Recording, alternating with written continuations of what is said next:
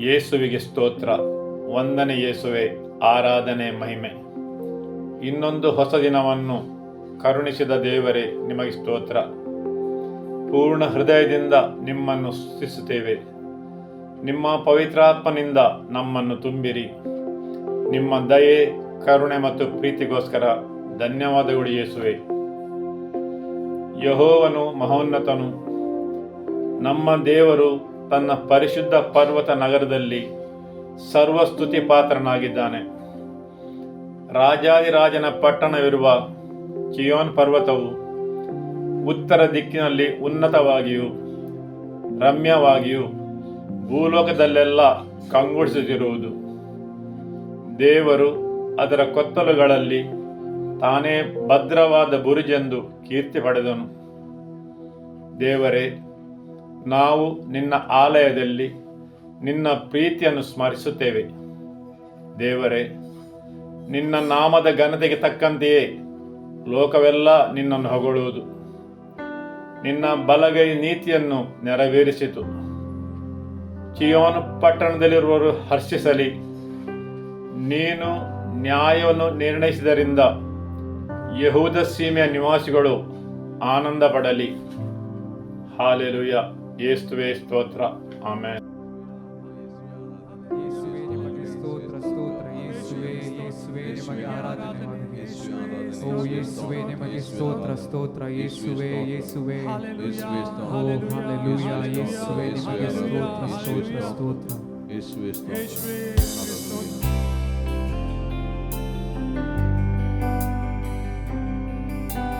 ನಿನ್ನ ಹಾಗೆ ದೇವರು ಭೂಮಿಯಲ್ಲಿಲ್ಲ, ನೀನಿಲ್ಲದೆ ಬೇರೆ ಆಧಾರವಿಲ್ಲ. ನಿನ್ನ ಪ್ರಿಯನಾಗಿ ನಾ ನೆಲೆಗೊಳ್ಳುವೆ. ನೀನೇ ನನ್ನ ಸರ್ವಸ್ವ, ನನ್ನ ಯೇಸುವೆ. ನಿನ್ನ ಹಾಗೆ ದೇವರು ಭೂಮಿಯಲ್ಲಿಲ್ಲ, ನೀನಿಲ್ಲದೆ ಬೇರೆ ಆಧಾರವಿಲ್ಲ. ನಿನ್ನ ಪ್ರಿಯನಾಗಿ ನಾ ನೆಲೆಗೊಳ್ಳುವೆ. ನೀನೇ ನನ್ನ ಸರ್ವಸ್ವ, ನನ್ನ ಯೇಸುವೆ. ಆರಾಧನೆ ನಿಮಗೆ, ಆರಾಧನೆ ನನ್ನ ಯೇಸುವೆ. ನಿಮಗೆ ಆರಾಧನೆ, ಆರಾಧನೆ ನಿಮಗೆ, ಆರಾಧನೆ ನನ್ನ ಯೇಸುವೆ.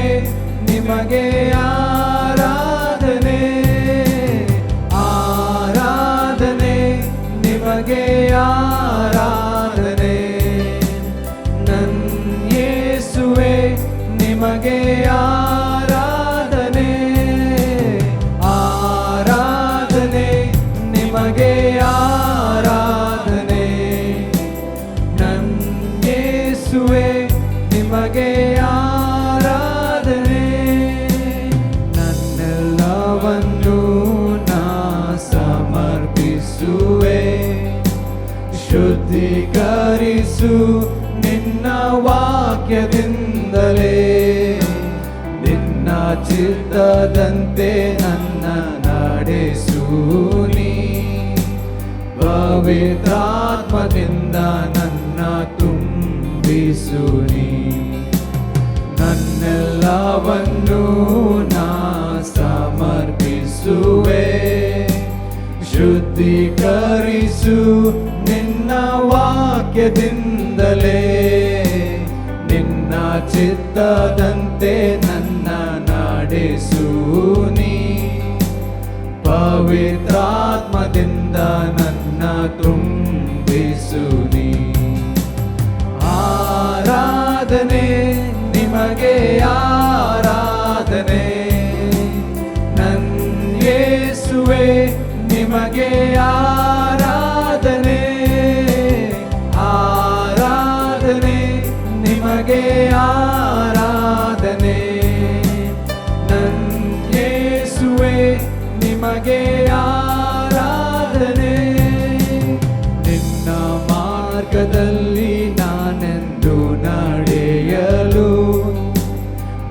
ಮಾರ್ಗದರ್ಶಿಯಾಗಿ ನನ್ನ ನೀ ನಡೆಸು.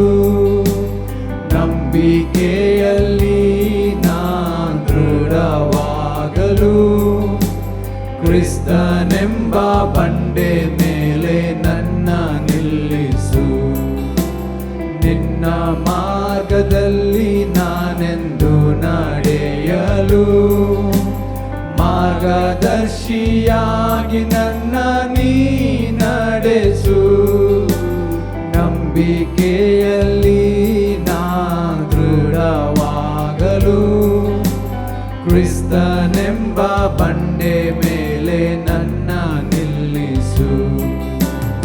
ಆರಾಧನೆ ನಿಮಗೆ ಆರಾಧನೆ, ನನ್ನ ಯೇಸುವೇ ನಿಮಗೆ ಆರಾಧನೆ.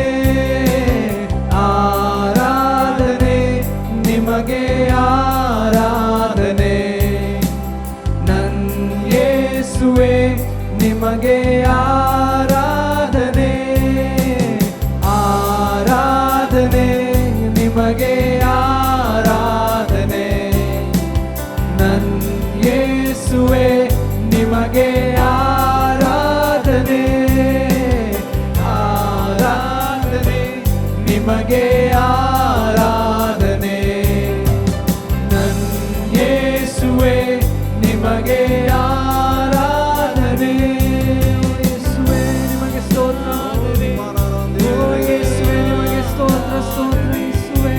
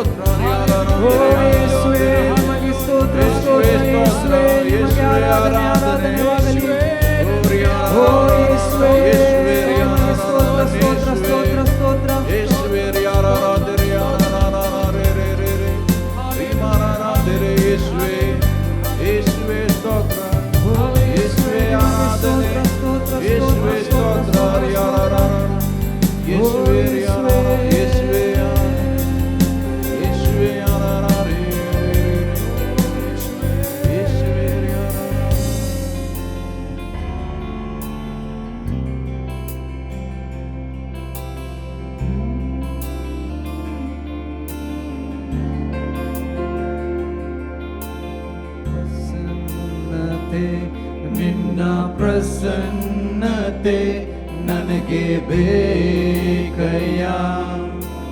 ಯಾವಾಗಲೂ ನಿನ್ನ ಪ್ರಸನ್ನತೆ, ನಿನ್ನ ಪ್ರಸನ್ನತೆ ನನಗೆ ಬೇಕಯ್ಯ. ಓ ಎಂದೆಂದಿಗೂ ನಿನ್ನ ಪ್ರಸನ್ನತೆ, ನಿನ್ನ ಪ್ರಸನ್ನತೆ ನನಗೆ ಬೇಕಯ್ಯ. ಯಾವಾಗಲೂ ನಿನ್ನ ಪ್ರಸನ್ನತೆ, ನಿನ್ನ ಪ್ರಸನ್ನತೆ ನನಗೆ ಬೇಕಯ್ಯ. ಓ ಎಂದೆಂದಿಗೂ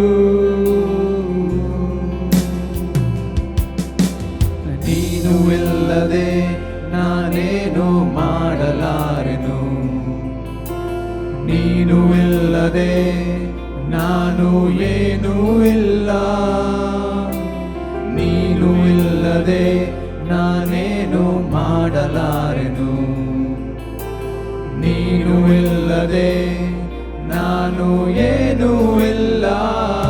ನಿನ್ನ ಪ್ರಸನ್ನತೆ, ನಿನ್ನ ಪ್ರಸನ್ನತೆ ನನಗೆ ಬೇಕಯ್ಯ.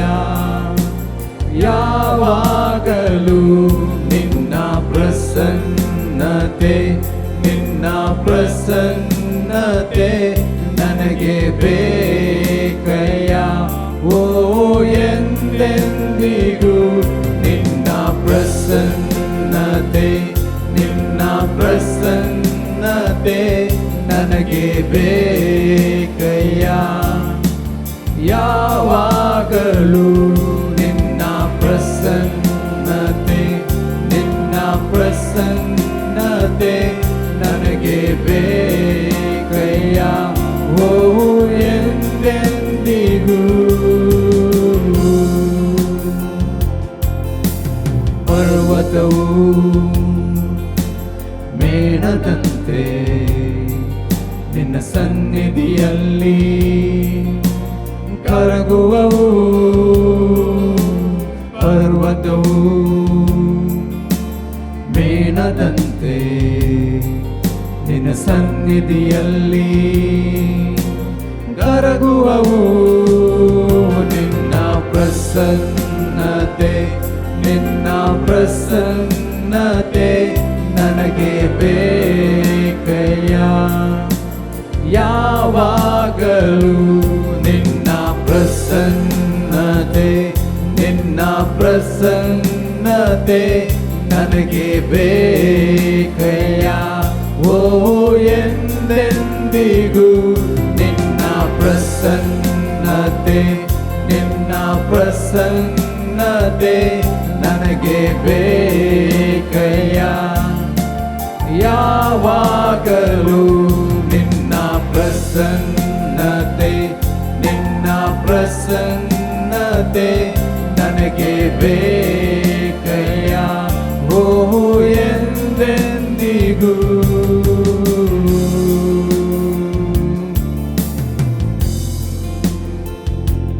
ನಿನ್ನ ಪರಿಶುದ್ಧವಾದ ಪ್ರಸನ್ನತೆ ನಿನ್ನ ಪರಿಶುದ್ಧವಾದ ಪ್ರಸನ್ನತೆ ನನಗೆ ಬೇಕಯ್ಯ. ಯಾವಾಗಲೂ ನನಗೆ ಬೇಕಯ್ಯ. ಓ ಎಂದೆಂದಿಗೂ ನಿನ್ನ ಪರಿಶುದ್ಧವಾದ ಪ್ರಸನ್ನತೆ ನಿನ್ನ ಪರಿಶುದ್ಧವಾದ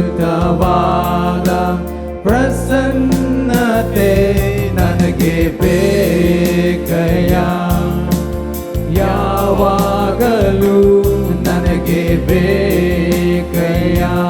ಓ ಎಂದೆಂದಿಗೂ ನಿನ್ನ ಪರಿಶುದ್ಧವಾದ ಪ್ರಸನ್ನತೆ ನಿನ್ನ ಪರಿಶುದ್ಧವಾದ ಪ್ರಸನ್ನತೆ ನನಗೆ ಬೇಕಯ್ಯ. ಯಾವಾಗಲೂ ನನಗೆ ಬೇಕಯ್ಯ. ಓ ಎಂದೆಂದಿಗೂ ನಿನ್ನ ಪರಿಶುದ್ಧವಾದ ಪ್ರಸನ್ನತೆ ನಿನ್ನ ಪರಿಶುದ್ಧವಾದ ಪ್ರಸನ್ನತೆ ನನಗೆ ಬೇಕಯ್ಯ. ಯಾವಾಗಲೂ ನನಗೆ ಬೇಕಯ್ಯ. ಓ ಎಂದೆಂದಿಗೂ ನಿನ್ನ ಪ್ರಸನ್ನತೆ ನಿನ್ನ ಪ್ರಸನ್ನತೆ ನನಗೆ ಬೇಕಯ್ಯ. ಯಾವಾಗಲೂ ನಿನ್ನ ಪ್ರಸನ್ನತೆ ನಿನ್ನ ಪ್ರಸನ್ನತೆ ನನಗೆ ಬೇಕಯ್ಯ. ಓ ಎಂದೆಂದಿಗೂ ನಿನ್ನ ಪ್ರಸನ್ನತೆ ನಿನ್ನ ಪ್ರಸನ್ನತೆ ನನಗೆ ಬೇಕಯ್ಯ. ಯಾವಾಗಲೂ ನಿನ್ನ ಪ್ರಸನ್ನತೆ ನಿನ್ನ ಪ್ರಸನ್ನತೆ ನನಗೆ ಬೇಕಯ್ಯ. ಓ ಎಂದೆಂದಿಗೂ ಓ ಯೇಸುವೇ ನಿಮಗೆ ಸ್ತೋತ್ರ ಸ್ತೋತ್ರ. ಓ ಯೇಸುವೇ ನಿಮಗೆ ಸ್ತೋತ್ರ ಸ್ತೋತ್ರ. ಯೇಸುವೇ ನಿಮಗೆ ಸ್ತೋತ್ರ ಸ್ತೋತ್ರ. ಯೇಸುವೇ ನಿಮಗೆ ಆರಾಧನೆ ಆರಾಧನೆ. ಓ ಯೇಸುವೇ ನಿಮಗೆ ಸ್ತೋತ್ರ ಸ್ತೋತ್ರ ಯೇಸುವೇ ನಿಮಗೆ ಆರಾಧನೆವಾಗಲಿ ಓ ಯೇಸುವೇ ನಿಮಗೆ ಸ್ತೋತ್ರ ಸ್ತೋತ್ರ ಸ್ತೋತ್ರ ಸ್ತೋತ್ರ ಯೇಸುವೇ ನಿಮಗೆ ಸ್ತೋತ್ರ ಓ ಯೇಸುವೇ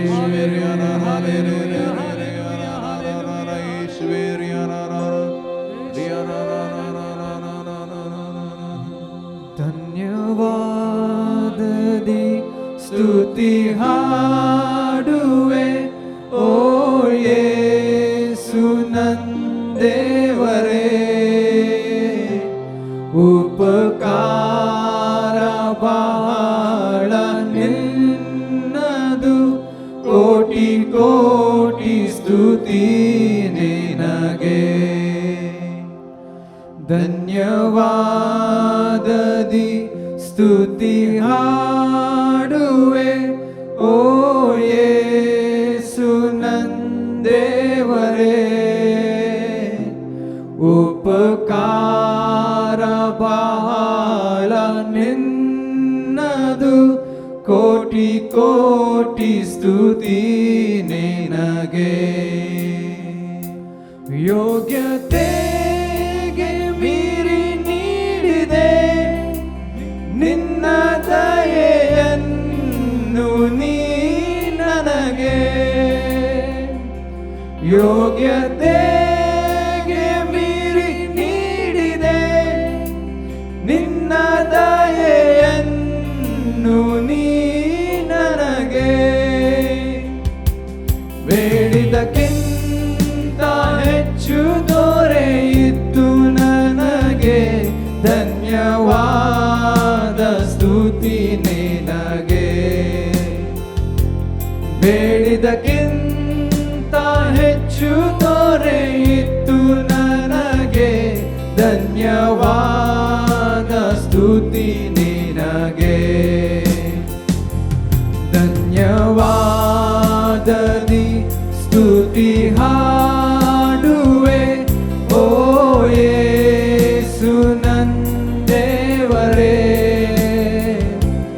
ಉಪಕಾರ ಬಹಳ ನಿನ್ನದು ಕೋಟಿ ಕೋಟಿ ಸ್ತುತಿ ನಿನಗೆ ಧನ್ಯವಾದದಿ ಸ್ತುತಿ ಹಾಡುವೆ ಓ ಯೇಸು ನಂದೇವರೇ ಉಪಕಾರ ಬಹಳ ನಿನ್ನದು ಕೋಟಿ ಕೋಟಿ ಸ್ತುತಿ ನಿನಗೆ ನೀನೇ ಸತ್ಯ ಜೀವ ದೇವರೇ ನಿನ್ನಲ್ಲೇ ಇಟ್ಟಿದ್ದೇನೆ ನನ್ನ ನಂಬಿಕೆ ನೀನೇ ಸತ್ಯ ಜೀವ ದೇವರೇ ನಿನ್ನಲ್ಲೇ ಇಟ್ಟಿದ್ದೇನೆ ನನ್ನ ನಂಬಿಕೆ ಸೇವೆ ಪೂರ್ತಿ ಮಾಡಿ ಫಲವ ಪಡೆವೆ ಪ್ರಭು ನೀಡುವರ ನನಗೆ ಸೇವೆ ಪೂರ್ತಿ ಮಾಡಿ ಫಲವ ಪಡೆವೆ ಪ್ರಭು ನೀಡುವರ ನನಗೆ ಧನ್ಯವಾದದಿ ಸ್ತುತಿ ಹಾಡುವೆ ಓ ಯೇಸು ನಂದೇವರೇ ಉಪಕಾರ ಬಹಳ ನಿನ್ನದು ಕೋಟಿ ಕೋಟಿ ಸ್ತುತಿ ನಿನಗೆ ಧನ್ಯವಾದದಿ ಸ್ತುತಿ ಹಾಡುವೆ ಓ ಯೇಸು ನಂದೇವರೇ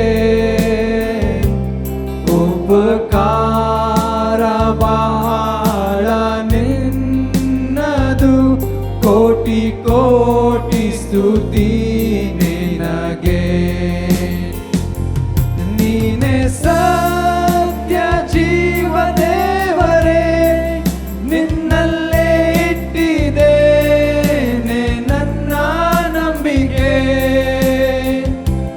ನೀನೇ ಸತ್ಯ ಜೀವ ದೇವರೇ, ನಿನ್ನಲ್ಲೇ ಇಟ್ಟಿದ್ದೇನೆ ನನ್ನ ನಂಬಿಕೆ.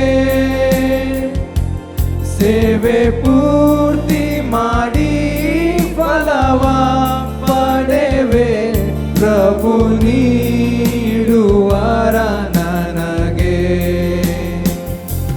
ಸೇವೆ ಪೂರ್ತಿ ಮಾಡಿ ಫಲವ ಪಡೆವೆ, ಪ್ರಭು ನೀಡುವರ ನನಗೆ. ಧನ್ಯವಾದದಿ ಸ್ತುತಿ ಹಾಡುವೆ, ಓ ಯೇಸು ನನ್ನ ದೇವರೇ. ಉಪಕಾರ ಬಾಳ ನಿನ್ನದು, ಕೋಟಿ ಕೋಟಿ ಸ್ತುತಿ ನಿನಗೆ. ಧನ್ಯವಾದದಿ ಸ್ತುತಿ ಹಾಡುವೆ, ಓ ಯೇಸು ನನ್ನ ದೇವರೇ. ಉಪಕಾರ ಬಾಳ ನಿನ್ನದು, ಕೋಟಿ ಕೋಟಿ ಸ್ತುತಿ ನಿನಗೆ.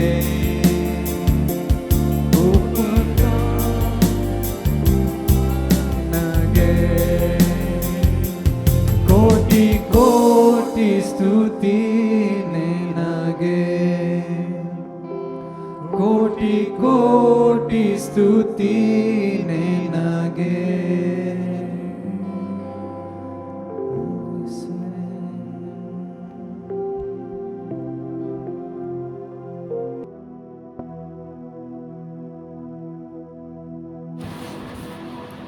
ಹಾಲೆಲೂಯ. ಯೇಸುವೆ ಸ್ತೋತ್ರ, ಯೇಸುವಿಗೆ ಮಹಿಮೆ. ಆಮೆನ್.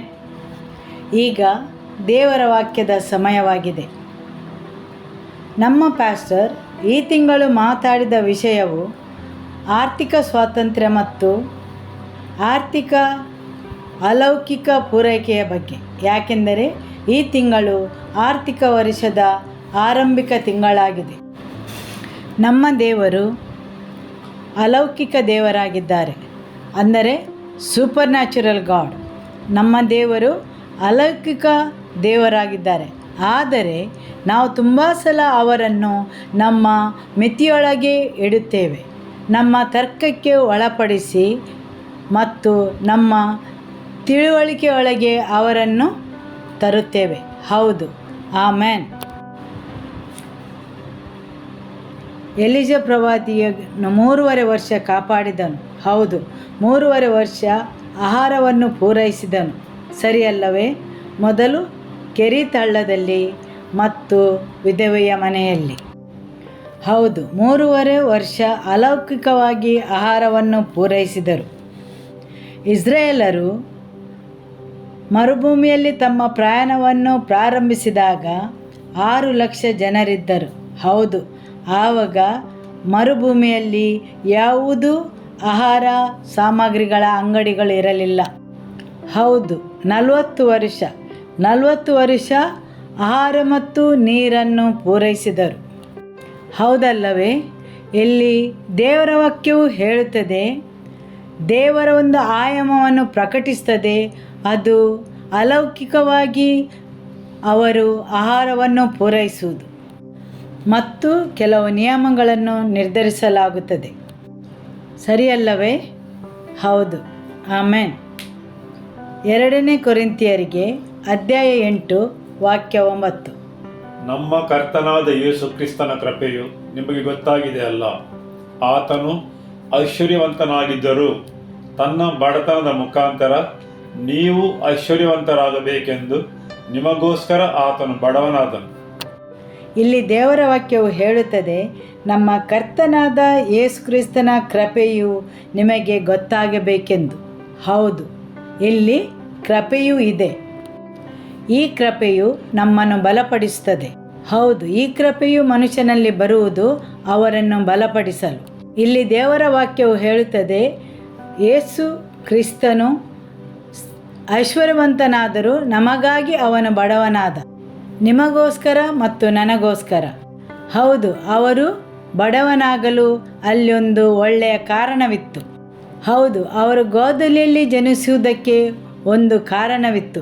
ಯಾಕೆಂದರೆ ಮನುಷ್ಯರ ಬಡತನವನ್ನು ಅವರು ಸ್ವೀಕರಿಸಿದರು, ಅವರು ತೆಗೆದುಕೊಂಡರು. ಹೌದು, ದೇವರ ವಾಕ್ಯವು ಹೇಳ್ತದೆ, ನನಗೋಸ್ಕರ ಮತ್ತು ನಿಮಗೋಸ್ಕರ ಅವರು ಬಡವರಾದರು. ಸರಿಯಲ್ಲವೇ? ನಿಮಗೋಸ್ಕರ ಮತ್ತು ನನಗೋಸ್ಕರ ಅವರು ಬಡವರಾದರು ಮತ್ತು ಗೋದಲಿಯಲ್ಲಿ ಜನಿಸಿದರು. ಎಲ್ಲಿಯವರೆಗೆ ಆ ವಾಕ್ಯವು ನಮ್ಮ ಒಳಗೆ ಸೇರಿ ನಮಗೆ ಪ್ರಕಟಣೆಯನ್ನು ನೀಡಿ ನಮ್ಮನ್ನು ಬಲಪಡಿಸಿದ ಹೊರತು ನಾವು ಈ ಕೃಪೆಗೆ ಹೆಜ್ಜೆಯನ್ನು ಇಡಲು ಸಾಧ್ಯವಿಲ್ಲ.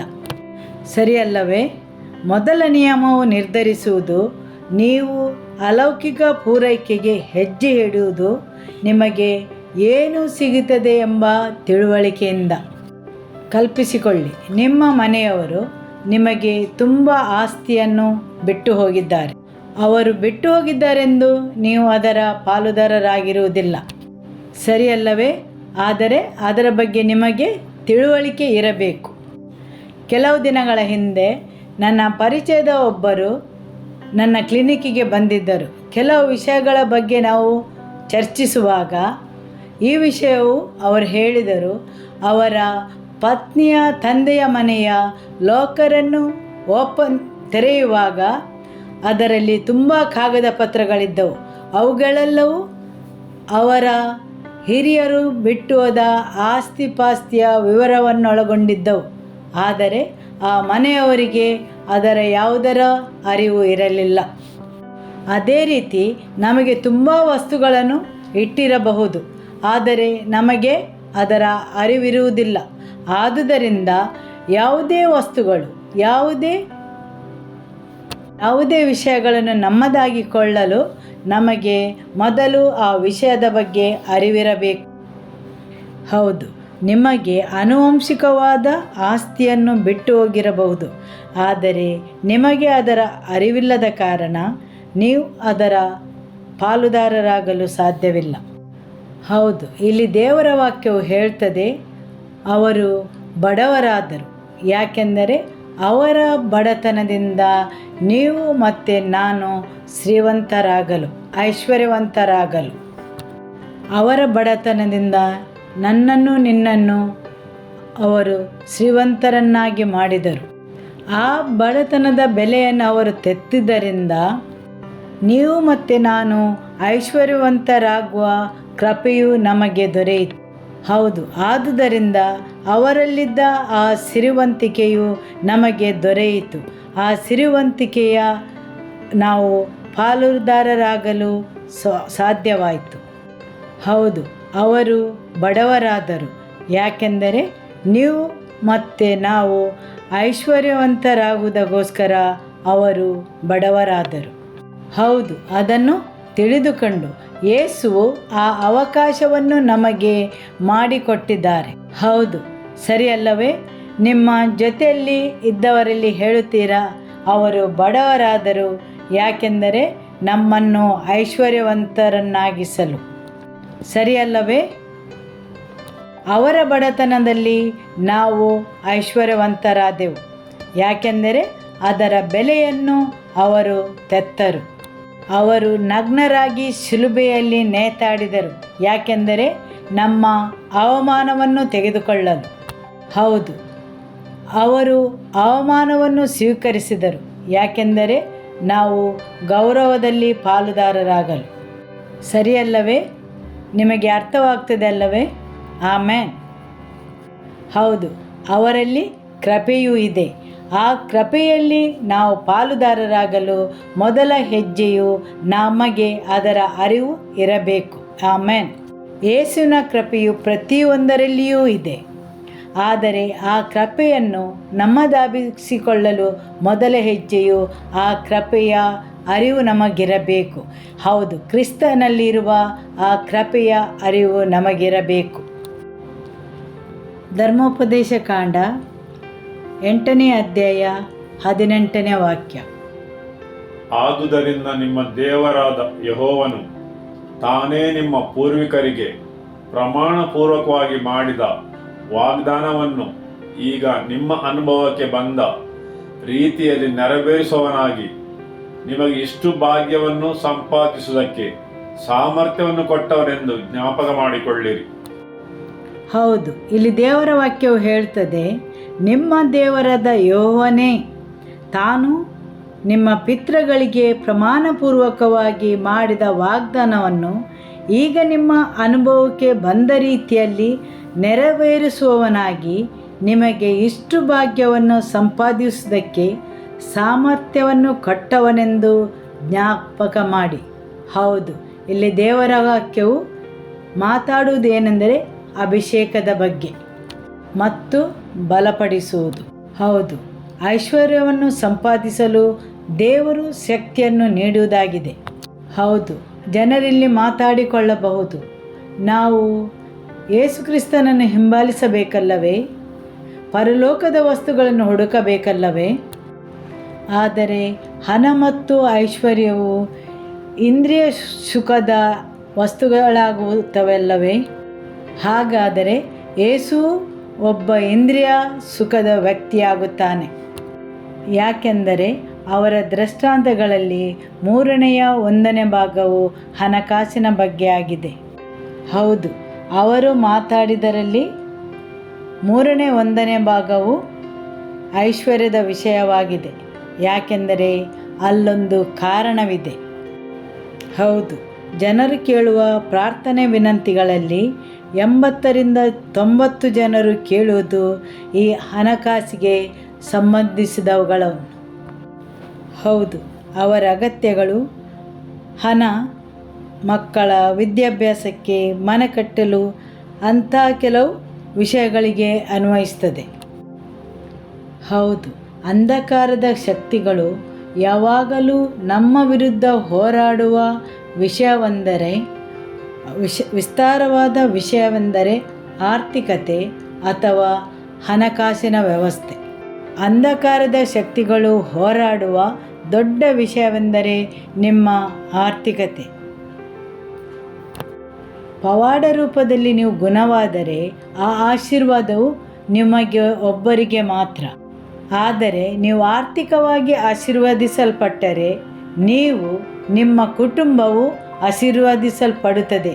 ಮಾತ್ರವಲ್ಲದೆ ದೇವರ ರಾಜ್ಯದ ಮುಂದುವರಿಕೆಗೆ ಆ ಐಶ್ವರ್ಯವು ಪ್ರಯೋಜನಕ್ಕೆ ಬರುತ್ತದೆ. ಅರಿಮಥೆಯದ ಯೋಸೇಫನ ಸಮಾಧಿಯು ಯೇಸುವಿಗೆ ಉಪಯೋಗಿಸಲು ಅಗತ್ಯ ಬಿತ್ತು. ಹೌದು, ಈ ಶ್ರೀಮಂತ ಮನುಷ್ಯನ ಪ್ರಭಾವವು ಯೇಸುವಿನ ಶರೀರವನ್ನು ಮಹಾಯಾಜಕನಿಂದ ಪಡೆಯಲು ಅಗತ್ಯ ಬಿತ್ತು. ಹೌದು, ಇದಕ್ಕೋಸ್ಕರ ಆರ್ಥಿಕ ಪ್ರಭುತ್ವದ ಅಗತ್ಯ ಹಾಗೂ ಪ್ರಭಾವದ ಅಗತ್ಯವಿತ್ತು. ಆಮೆನ್. ಯೇಸುವು ದೇವರ ಮಗ. ಆದರೆ ಅರಿಮಥೆಯದ ಯೋಸೇಫನ ಅಗತ್ಯವು ಅವರಿಗೆ ಬಿತ್ತು. ಯಾಕೆಂದರೆ ಪಿಲಾತನಿಂದ ಯೇಸುವಿನ ಶರೀರವನ್ನು ಪಡೆಕೊಂಡು ಯಾರೂ ಉಪಯೋಗಿಸಿದ ಸಮಾಧಿಯಲ್ಲಿ ಇಡಲು ಹಾಗೂ ಅದಕ್ಕೋಸ್ಕರ ಅದಕ್ಕೆ ಹಣಕಾಸಿನ ವ್ಯವಸ್ಥೆ ಬೇಕಿತ್ತು. ಹೌದು, ಸರಿಯಲ್ಲವೇ? ಆಮೆನ್. ಆದುದರಿಂದ ಅಂಧಕಾರದ ಶಕ್ತಿಗಳು ಯಾವಾಗಲೂ ನಿಮ್ಮ ಆರ್ಥಿಕತೆಯ ವಿರುದ್ಧವಾಗಿ ಹೋರಾಡುತ್ತವೆ.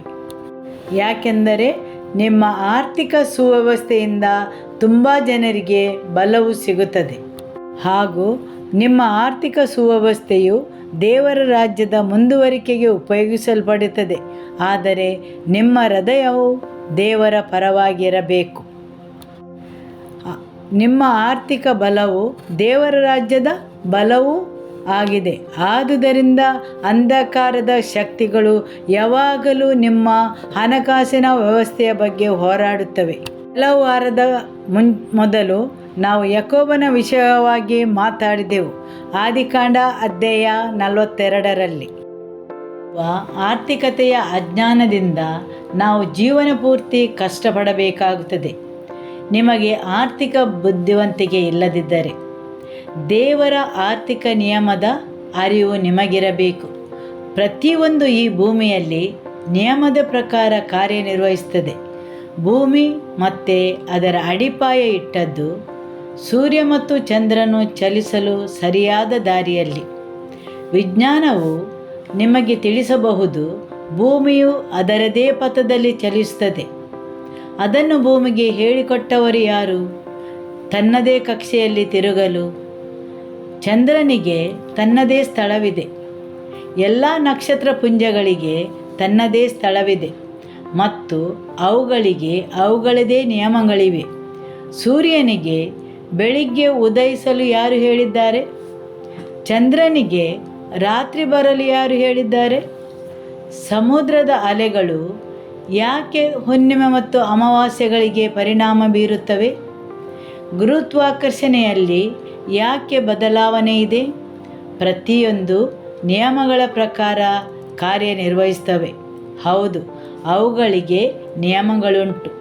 ಈಗ ಪ್ರತಿಯೊಂದು ನೀವು ಆದಿಕಾಂಡ ಅಧ್ಯಾಯ 8ರಲ್ಲಿ ನೋಡಿದರೆ ಅಲ್ಲಿ ಹಗಲು ಮತ್ತು ರಾತ್ರಿ, ಬೇಸಿಗೆಗಾಲ ಮತ್ತು ಚಳಿಗಾಲ, ಹಗಲು ಮತ್ತು ರಾತ್ರಿ, ಹೌದು, ಬಿಸಿ ಮತ್ತು ತಂಪು, ಬಿತ್ತುವ ಮತ್ತು ಕೊಯ್ಲಿನ ಸಮಯ, ಯಾವಾಗ ತನಕ ಈ ಭೂಮಿಯು ಇರುವುದೋ ಅಲ್ಲಿಯವರೆಗೆ.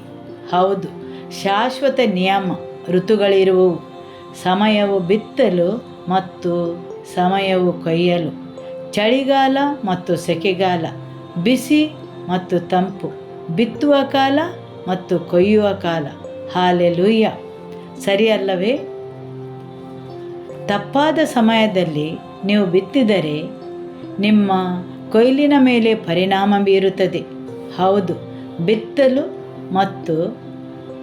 ಬಿತ್ತಲು ಸಮಯ ಮತ್ತು ಋತುಗಳಿವೆ. ನಿಮಗೆ ಬಿತ್ತುವ ಋತು ಗೊತ್ತಿಲ್ಲದೆ ಹೋಗಿ ನೀವು ಬೀಜವನ್ನು ಬಿತ್ತಿದರೆ ಆ ಬೀಜವು ಮೊಳಕೆ ಬರದೆ ಹೋಗಬಹುದು. ಯಾಕೆಂದರೆ ಅವುಗಳಿಗೆ ನೀರಿನ ಅಗತ್ಯವಿದೆ. ಈಗ ನೀವು ಬೀಜವನ್ನು ಬಿತ್ತಿದರೆ ಅದು ಹಾಗೆಯೇ ಉಳಿಯುತ್ತದೆ, ಸರಿಯಲ್ಲವೇ? ಈ ಭೂಮಿಯ ಮೇಲೆ ಸಮಯ ಮತ್ತು ಋತುಕಾಲ ಹಾಗೂ ನಿಯಮಗಳಿವೆ. ಹೌದು, ಆಮೆನ್. ಆದಿಕಾಂಡ 42ನೇ ಅಧ್ಯಾಯ ವಾಕ್ಯ 1 ಮತ್ತು 2. ಐಗುಪ್ತ ದೇಶದಲ್ಲಿ ದವಸ ಧಾನ್ಯ ಉಂಟೆಂದು ಯಾಕೋಬನು ತಿಳಿದಾಗ ತನ್ನ ಮಕ್ಕಳಿಗೆ, ನೀವು ಒಬ್ಬರನ್ನೊಬ್ಬರು ನೋಡಿಕೊಂಡಿರುವುದೇಕೆ? ಐಗುಪ್ತ ದೇಶದಲ್ಲಿ ದವಸ ಧಾನ್ಯ ಉಂಟೆಂಬುದನ್ನು ಕೇಳಿದ್ದೇನೆ. ನಾವು ಸಾಯದೆ ಬದುಕುವಂತೆ ನೀವು ಅಲ್ಲಿಗೆ ಹೋಗಿ ಬೇಕಾದ ದವಸವನ್ನು ಖರೀದಿಸಿಕೊಂಡು ಬನ್ನಿರಿ ಎಂದು ಹೇಳಿದನು. ಯಾಕೋಬನು ಹೇಳುತ್ತಾನೆ, ಐಗುಪ್ತ ದೇಶದಲ್ಲಿ ದವಸ ಧಾನ್ಯ ಉಂಟೆಂದು ನಾನು ಕೇಳಿದೆನು. ಅವನೊಬ್ಬ ಪ್ರವಾದಿ, ದೇವರಿಂದ ಕರೆಯಲ್ಪಟ್ಟವನು. ಈಗ ಅವನು ಕೊರತೆಯಲ್ಲಿದ್ದಾನೆ. ಅವನಲ್ಲಿ ಐಶ್ವರ್ಯ ಉಂಟು, ಆದರೆ ದವಸ ಧಾನ್ಯಗಳಿಲ್ಲ. ಹಸಿವು ಪರಿಣಾಮ ಬೀರಿದೆ ಅವನಲ್ಲಿ ಮತ್ತು ಅವನ ಕುಟುಂಬದ ಮೇಲೆ. ಅವನು ಹೇಳುತ್ತಾನೆ, ಐಗುಪ್ತ ದೇಶದಲ್ಲಿ ದವಸ ಧಾನ್ಯವಿದೆ ಎಂದು ಕೇಳಿದೆನು.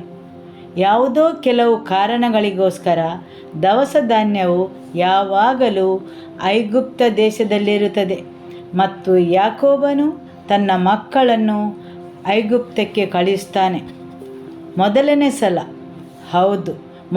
ಸಲ ಹೋಗುವಾಗ ತನ್ನ ಕೊನೆಯ ಮಗನನ್ನು ಹಿಂದೆ ಹಿಡಿದಿಟ್ಟುಕೊಳ್ಳುತ್ತಾನೆ. ಆದರೆ ಎರಡನೇ ಸಲ ಹೋಗುವಾಗ ಅವನನ್ನೂ ಕಳಿಸಬೇಕಾಗುತ್ತದೆ. ಹೌದು, ಎರಡನೇ ಸಲ ಹೋಗುವಾಗ ಬೆಂಜಮಿನನು ಹೋದನು. ಮೂರನೇ ಸುತ್ತಿನ ಪಯಣದಲ್ಲಿ ಯಾಕೋಬ ಮತ್ತು ಅವನ ಕುಟುಂಬ ಸಮೇತರಾಗಿ ಹೋದರು. ಹೌದು, ಮೊದಲ ಪಯಣದಲ್ಲಿ ಯಾಕೋಬನ 10 ಜನ ಮಕ್ಕಳು ಹೋದರು. ಒಬ್ಬ ಮಗ ಬೆಂಜಮಿನನು ಹಿಂದೆ ಉಳಿದನು. ಎರಡನೇ ಪಯಣದಲ್ಲಿ, ಹೌದು, ಎಲ್ಲ ದವಸ ಧಾನ್ಯಗಳು ಖಾಲಿಯಾದಾಗ ಐಗುಪ್ತದಿಂದ ಬೇಡಿಕೆಯು ಬಂತು, ಕೊನೆಯ ಮಗನು ಬರದೇ ಇದ್ದರೆ ನಿಮಗೆ ದವಸ ಧಾನ್ಯವು ಸಿಗಲಿಕ್ಕಿಲ್ಲ. ಎರಡನೇ ಪಯಣದಲ್ಲಿ ಬೆಂಜಮಿನನು ಹೋದನು. ಮೂರನೆಯ ಪಯಣದಲ್ಲಿ ಯಾಕೋಬನನ್ನು ಐಗುಪ್ತಕ್ಕೆ ಕರೆದೊಯ್ಯಲ್ಪಟ್ಟನು. ಹೌದು, ಕುಟುಂಬ ಸಮೇತನಾಗಿ ವಾಗ್ದಾನದ ಮಗನು ಐಗುಪ್ತವನ್ನು ಸೇರಿದನು. ಯಾಕೆ? ಅವರ ವಾಗ್ದಾನದ ದೇಶದಲ್ಲಿ ದವಸ ಧಾನ್ಯಗಳಿರಲಿಲ್ಲ, ಸರಿಯಲ್ಲವೇ? ದೇವರು ಅವರಿಗೆ ದೇಶವನ್ನು ಕೊಟ್ಟಿದ್ದರು, ಆದರೆ ಆ ದೇಶದಲ್ಲಿ ಕೊರತೆ ಇತ್ತು. ಇಸಾಕನನ್ನು ನೋಡುವ. ಇಸಾಕನು ಅದೇ ರೀತಿ ಬರಗಾಲವನ್ನು ಅನುಭವಿಸಿದನು. ಅಬ್ರಹಾಮನು ಸಹ ಅದೇ ರೀತಿ ಬರಗಾಲವನ್ನು ಅನುಭವಿಸಿದನು. ಅಬ್ರಹಾಮನು ಐಗುಪ್ತ ದೇಶಕ್ಕೆ ಹೋದನು. ಇಸಾಕನು ದೇವರನ್ನು ಹುಡುಕಿದ. ದೇವರು ಹೇಳಿದರು, ಅದೇ ಜಾಗದಲ್ಲಿ ಬಿತ್ತಲು, ಮತ್ತು ಇಸಾಕನು ಅದೇ ಭೂಮಿಯಲ್ಲಿ ಬಿತ್ತಿದನು. 100ರಲ್ಲಿ 100 ಪಾಲು ಕೊಯ್ದನು. ಬರಗಾಲದ ಸಮಯದಲ್ಲಿ ಅದೇ ನೆಲದಲ್ಲಿ. ಆದಿಕಾಂಡ 26ರಲ್ಲಿ ನೋಡಿದರೆ ಇದು ನಿಮಗೆ ಸಿಗುತ್ತದೆ. ಇಸಾಕನು ಬರಗಾಲದ ಸಮಯದಲ್ಲಿ ಅದೇ ಜಾಗದಲ್ಲಿ ಬೀಜವನ್ನು ಬಿತ್ತಿದನು. ಹೌದು, ಐಗುಪ್ತ ದೇಶಕ್ಕೆ ಹೋಗಲು ಪ್ರಲೋಭನೆಗೆ ಒಳಗಾದನು, ಆದರೆ ಅದೇ ಜಾಗದಲ್ಲಿ ಉಳಿದನು. ಯಾಕೋಬನು ಪುನಃ ಬರಗಾಲವನ್ನು ಅನುಭವಿಸಿದನು. ಯಾವುದೋ ಕಾರಣಕ್ಕೆ ಆ ಸ್ಥಳದಲ್ಲಿ ವಾಗ್ದಾನದ ಭೂಮಿಯಲ್ಲಿ ಯಾವಾಗಲೂ ಬರಗಾಲ, ಮತ್ತು ಅವನು ಯಾವಾಗಲೂ ದವಸ ಧಾನ್ಯವನ್ನು ಐಗುಪ್ತದಲ್ಲೇ ಕಂಡುಕೊಳ್ಳುತ್ತಾನೆ. ಅಬ್ರಹಾಮನು ಐಗುಪ್ತ ದೇಶಕ್ಕೆ ಹೋದನು. ಹಿಂತಿರುಗಿ ಬರುವಾಗ ಇಸ್ಮಾಯಿಲನಿಗೋಸ್ಕರ ಅವಕಾಶವನ್ನು ಕಂಡುಕೊಂಡನು.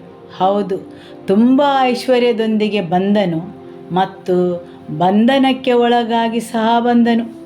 ಇಸಾಕನು ದೇವರನ್ನು ಹುಡುಕಿದನು, ಮತ್ತು ದೇವರು ಆ ಬರಗಾಲದ ಸಮಯದಲ್ಲಿ ಅವನಿಗೆ ಹೇರಳವಾಗಿ ಸಂಪಾದಿಸಲು ಅವಕಾಶ ಮಾಡಿಕೊಟ್ಟನು. ಹಾಗೂ ಅವನ ಮಗನು ಅದೇ ರೀತಿಯ ಬರಗಾಲವನ್ನು ಎದುರಿಸುತ್ತಾನೆ, ಮತ್ತು ಅವನು ತನ್ನ ಮಕ್ಕಳನ್ನು ಐಗುಪ್ತ ದೇಶಕ್ಕೆ ಕಳುಹಿಸ್ತಾನೆ. ಕೊನೆಗೆ ಯಾಕೋಬ ಮತ್ತು ಅವನ ಸಂಪೂರ್ಣ ಕುಟುಂಬವು ಐಗುಪ್ತ ದೇಶವನ್ನು ಸೇರುತ್ತದೆ. ಹೌದು, ಈ ಅಂಧಕಾರದ ಶಕ್ತಿಯು ಹೇಗಾದರೂ ಮಾಡಿ ಈ ಇಸ್ರಾಯೇಲರನ್ನು ವಾಗ್ದಾನದ ಸಂತತಿಯನ್ನು ಕೊರತೆಗಳ ಮೂಲಕ, ಕೆಲವು ಅಗತ್ಯಗಳ ಮೂಲಕ ಐಗುಪ್ತ ದೇಶಕ್ಕೆ ತಲೆಬಾಗುವಂತೆ ಮಾಡುತ್ತದೆ, ಸರಿಯಲ್ಲವೇ? ಹೌದು, ಕೆಲವು ಕೊರತೆಗಳ ಮೂಲಕ, ಅಗತ್ಯಗಳ ಮೂಲಕ ಇಸ್ರಾಯೇಲರನ್ನು ಐಗುಪ್ತ ದೇಶಕ್ಕೆ ಶರಣಾಗುವಂತೆ ಮಾಡುತ್ತದೆ.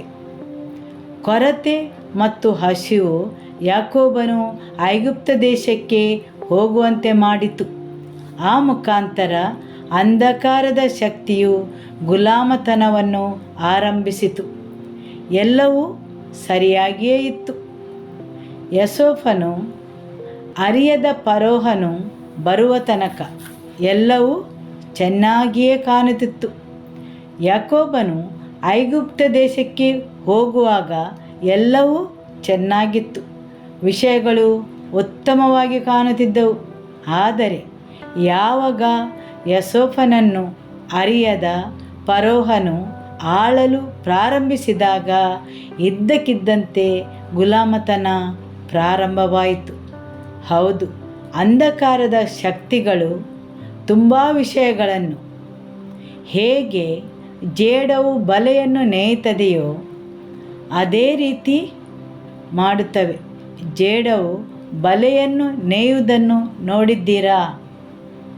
ಹೌದು, ಒಂದು ಸ್ಥಳದಲ್ಲಿ ನಾವು ನಡೆದು ಹೋಗುವಾಗ ಏನೂ ಇರುವುದಿಲ್ಲ, ಆದರೆ ಮರುದಿನ ಬೆಳಿಗ್ಗೆ ಅದೇ ಸ್ಥಳದಿಂದ ಹಾದು ಹೋಗುವಾಗ ತಕ್ಷಣ ಆ ಜೇಡರ ಬಲೆಯು ನಮ್ಮ ಮುಖಕ್ಕೆ ಹೊಡೆಯುತ್ತದೆ. ಅದು ನಾವು ತೋಟದಲ್ಲಿ ನಡೆಯುವಾಗ. ಎಲ್ಲೋ ರಾತ್ರಿಯ ಸಮಯದಲ್ಲಿ ಜೇಡವು ಪರಸ್ಪರ ವಿರುದ್ಧವಾಗಿ ಎಳೆಯನ್ನು ಹೆಣೆದಿದೆ ಮತ್ತು ಜಾಗ್ರತೆಯಾಗಿ ಅದರ ಸುತ್ತಲೂ ಬಲೆಯನ್ನು ನೇಯುತ್ತದೆ. ಕೆಲವು ಕೀಟಗಳು ಆ ದಾರಿಯಲ್ಲಿ ಹಾರುವುಗಳು ಅದರಲ್ಲಿ ಸಿಕ್ಕಿಕೊಳ್ಳುತ್ತವೆ. ಅದೇ ರೀತಿ ಜನರ ಜೀವನದಲ್ಲಿ ಕೆಲವು ಯೋಜನೆಗಳನ್ನು ವಿನ್ಯಾಸಗೊಳಿಸಿ ಬಲೆಯಂತೆ ನೇಯ್ದು ಅದರಲ್ಲಿ ಅದು ಸಿಲುಕಿಕೊಳ್ಳುವಂತೆ ಮಾಡುತ್ತದೆ. ಯಾರೆಲ್ಲ ಜೇಡರ ಬಲೆಯನ್ನು ನೋಡಿದ್ದೀರಿ? ಇದಕ್ಕೆ ಒಂದು ಮಾದರಿ ಉಂಟು, ಹೌದಲ್ಲವೇ? ಪ್ರತಿಯೊಂದು ಜೇಡರ ಬಲೆಗೆ ಮಾದರಿ ಉಂಟು. ಕೆಲವು ರೇಖಾಂಶ ಮತ್ತು ಕೆಲವು ವೃತ್ತಾಕಾರದಾಗಿರುತ್ತವೆ. ಮತ್ತು ಈ ಜೇಡವು ಎಲ್ಲ ಬಿಂದುಗಳು ಸೇರುವಲ್ಲಿ ಕುಳಿತಿರುತ್ತದೆ. ಯಾವುದಾದರೂ ಕೀಟವು ಆ ಬಲೆಯನ್ನು ಮುಟ್ಟಿದರೆ ಅದರ ಕಂಪನವು ಅದನ್ನು ಮುಟ್ಟುತ್ತದೆ ಮತ್ತು ಅದಕ್ಕೆ ತಿಳಿಯುತ್ತದೆ, ಈಗ ನನ್ನ ಬೇಟೆ ನನಗೆ ಸಿಕ್ಕಿತು. ಸರಿಯಲ್ಲವೇ? ಆಮೆನ್.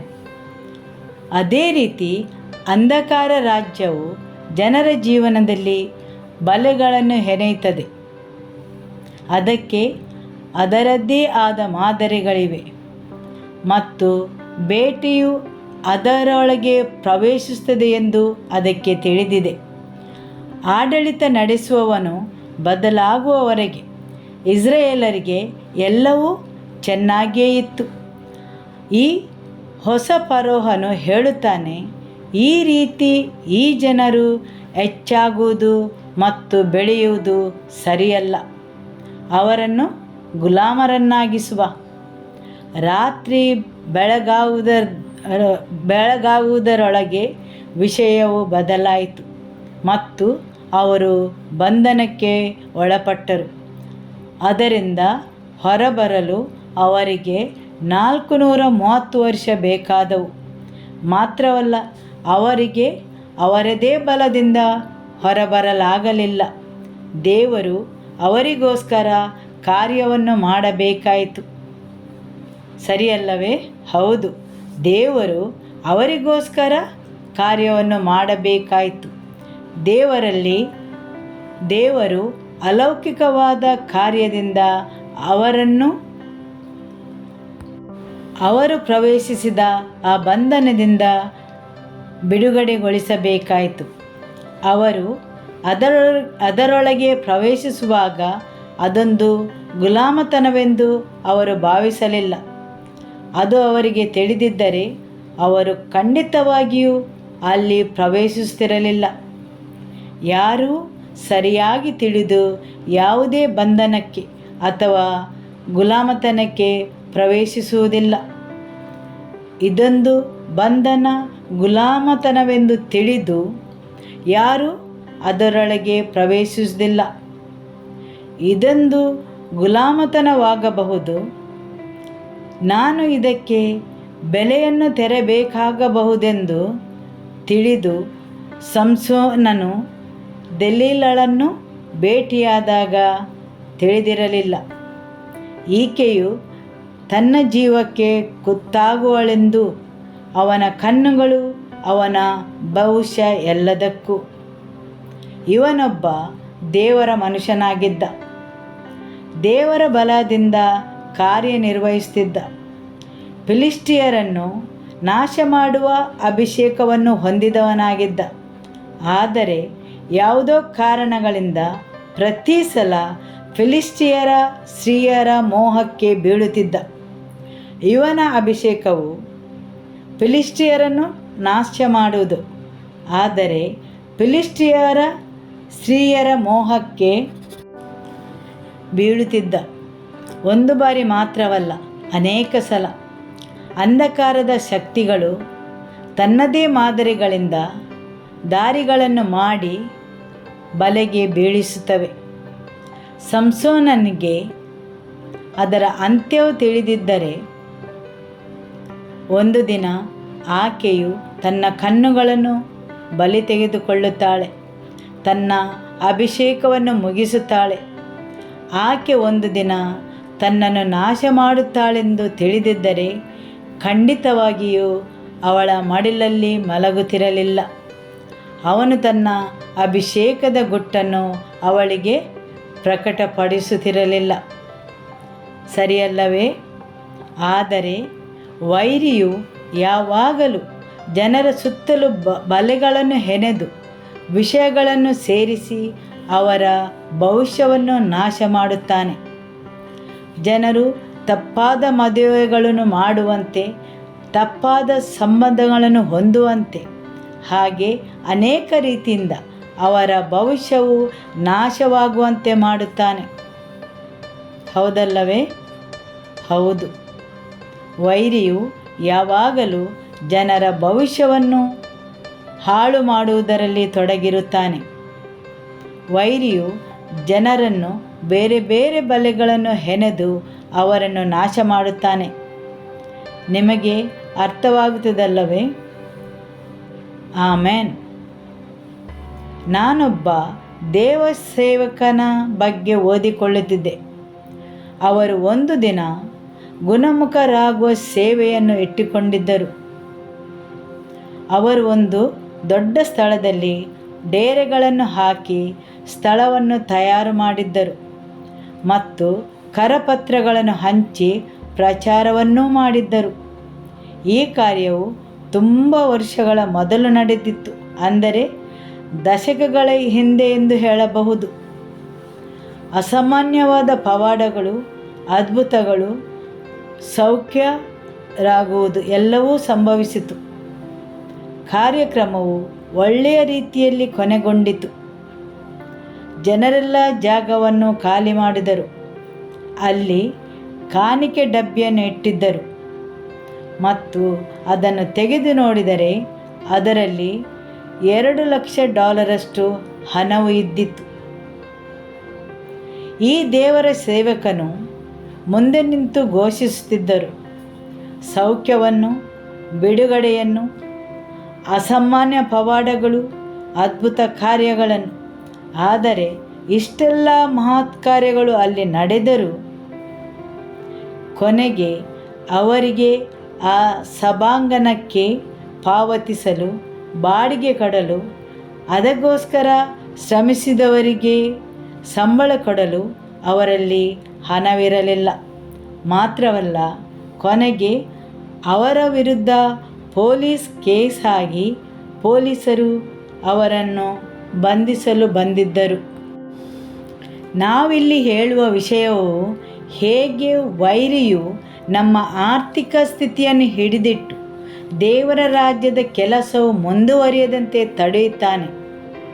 ಅವರು ಹೇಳುತ್ತಾರೆ, ಬೇರೊಂದು ಕಾರ್ಯಕ್ರಮವನ್ನು ವ್ಯವಸ್ಥೆ ಮಾಡದಂತೆ ತುಂಬ ಭಯವನ್ನು ನನ್ನಲ್ಲಿ ವೈರಿಯು ತುಂಬಿದ್ದ. ಅವರು ಹೇಳುತ್ತಾರೆ, ಪವಿತ್ರಾತ್ಮರ ಅಭಿಷೇಕದ ಮುಖಾಂತರ ನಾನು ಕಾರ್ಯನಿರ್ವಹಿಸುತ್ತಿದ್ದೆ. ಜನರು ಸೌಖ್ಯ ಹೊಂದುತ್ತಿದ್ದರು. ಅದ್ಭುತ ಕಾರ್ಯಗಳು, ಪವಾಡಗಳು ನಡೆಯುತ್ತಿದ್ದವು. ಆದರೂ ಎಲ್ಲೋ ಒಂದು ಕಡೆ ನನ್ನ ಹಣಕಾಸಿನ ಸ್ಥಿತಿಯು ಉಸಿರುಗಟ್ಟಿಸುವಂತಿತ್ತು ಹಾಗೂ ನನ್ನನ್ನು ಬಂಧಿಸಲು ಬಂದರು.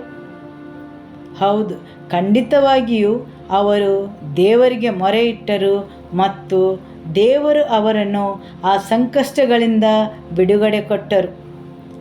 ಆದರೂ ನಾನು ಇಲ್ಲಿ ಹೇಳುವುದು, ವೈರಿಯು ಹೇಗೆ ನಮ್ಮ ಹಣಕಾಸಿನ ವ್ಯವಸ್ಥೆಯನ್ನು ಹಿಡಿದಿಟ್ಟುಕೊಳ್ಳುತ್ತಾನೆಂದು. ಯಾಕೆಂದರೆ ಇದು ತುಂಬ ಅತಿ ಮುಖ್ಯವಾದ ವಿಷಯವಾಗಿದೆ. ಹೌದು, ನಿಮ್ಮ ಸಾಕ್ಷಿಯು ಮುಖ್ಯವಾಗಿದೆ. ನಿಮ್ಮ ಜೀವಿತದಲ್ಲಿ ದೇವರು ಮಾಡಿದ ಅದ್ಭುತ ಕಾರ್ಯಗಳು ಬೇರೊಬ್ಬರ ಕಣ್ಣು ತೆರೆಯಲು ಉಪಯೋಗವಾಗಬಹುದು. ದೇವರ ವಿಶ್ವಾಸಾರ್ಹತೆಯು ದೇವರು ನಿಮಗೆ ಪೂರೈಸುವುದನ್ನು ನೋಡಿ ಅವರು ದೇವರ ಬಳಿ ಬಂದು ದೇವರನ್ನು ಅರಿತುಕೊಳ್ಳಬಹುದು. ಹೌದು, ವೈರಿಯು ತುಂಬ ರೀತಿಯಿಂದ ಜನರ ಜೀವನದಲ್ಲಿ ಕೊರತೆಗಳನ್ನು ತಂದು ಹಣಕಾಸಿನ ವ್ಯವಸ್ಥೆಯನ್ನು ಹಿಡಿದಿಟ್ಟುಕೊಂಡು ದೇವರ ರಾಜ್ಯ ಮುಂದುವರಿಸದಂತೆ ಪ್ರಯತ್ನ ಮಾಡುತ್ತದೆ. ಹೌದು, ಒಬ್ಬ ವ್ಯಕ್ತಿಯು ಆಶೀರ್ವದಿಸಲ್ಪಡುವಾಗ ಅವನಿಂದ ದೇವರ ಸಭೆಯು ಆಶೀರ್ವದಿಸಲ್ಪಡುತ್ತದೆ. ಮಾತ್ರವಲ್ಲ, ದೇವರ ರಾಜ್ಯವು ವಿಸ್ತಾರಗೊಳ್ಳುತ್ತದೆ. ಆಮೇನ್. ಹಾಲೆಲೂಯ. ಯೋಬನು ಅಧ್ಯಾಯ 36 ವಾಕ್ಯ 11. ಅವರು ಅದನ್ನು ಕೇಳಿ ಆತನನ್ನು ಸೇವಿಸಿದರೆ ತಮ್ಮ ದಿನಗಳನ್ನು ಸುಖದಲ್ಲಿಯೂ ವರ್ಷಗಳನ್ನು ಸಂತೋಷದಲ್ಲಿಯೂ ಕಳೆಯುವರು. ಹೌದು, ಅವರು ವಿಧೇಯರಾಗಿ ಮತ್ತು ಸೇವೆ ಮಾಡಿದರೆ ದೇವರ ವಾಕ್ಯ ಹೇಳ್ತದೆ, ಅವರು ಅದನ್ನು ಕೇಳಿ ಆತನನ್ನು ಸೇವಿಸಿದರೆ ತಮ್ಮ ದಿನಗಳನ್ನು ಸುಖದಲ್ಲಿಯೂ ವರುಷಗಳನ್ನು ಸಂತೋಷದಲ್ಲಿಯೂ ಕಳೆಯಬಹುದು. ಇಲ್ಲಿ ದೇವರು 2 ವಿಷಯಗಳ ಬಗ್ಗೆ ಮಾತಾಡುತ್ತಾರೆ: ವಿಧೇಯತೆ ಮತ್ತು ದೇವರ ಸೇವೆ ಮಾಡುವುದು. ಹಾಲೆಲೂಯ. ಯೆಶಾಯ ಅಧ್ಯಾಯ 1 ವಾಕ್ಯ 19. ನೀವು ಒಪ್ಪಿ ವಿಧೇಯರಾದರೆ ದೇಶದ ಮೇಲನ್ನು ಅನುಭವಿಸುವಿರಿ. ಹೌದು, ಒಪ್ಪಿಗೆ ಮತ್ತು ವಿಧೇಯತೆ. ನಿಮ್ಮ ಹೃದಯ ಮತ್ತು ಮನಸ್ಸು, ನಿಮ್ಮ ಒಪ್ಪಿಗೆ ಮತ್ತು ವಿಧೇಯತೆ. ಹೌದು, ಹೃದಯ ಮತ್ತು ಮನಸ್ಸು ತುಂಬ ಅಗತ್ಯವಾದ ಪಾತ್ರವನ್ನು ಹೊಂದಿದೆ, ಸರಿಯಲ್ಲವೇ? ಆಮೆನ್.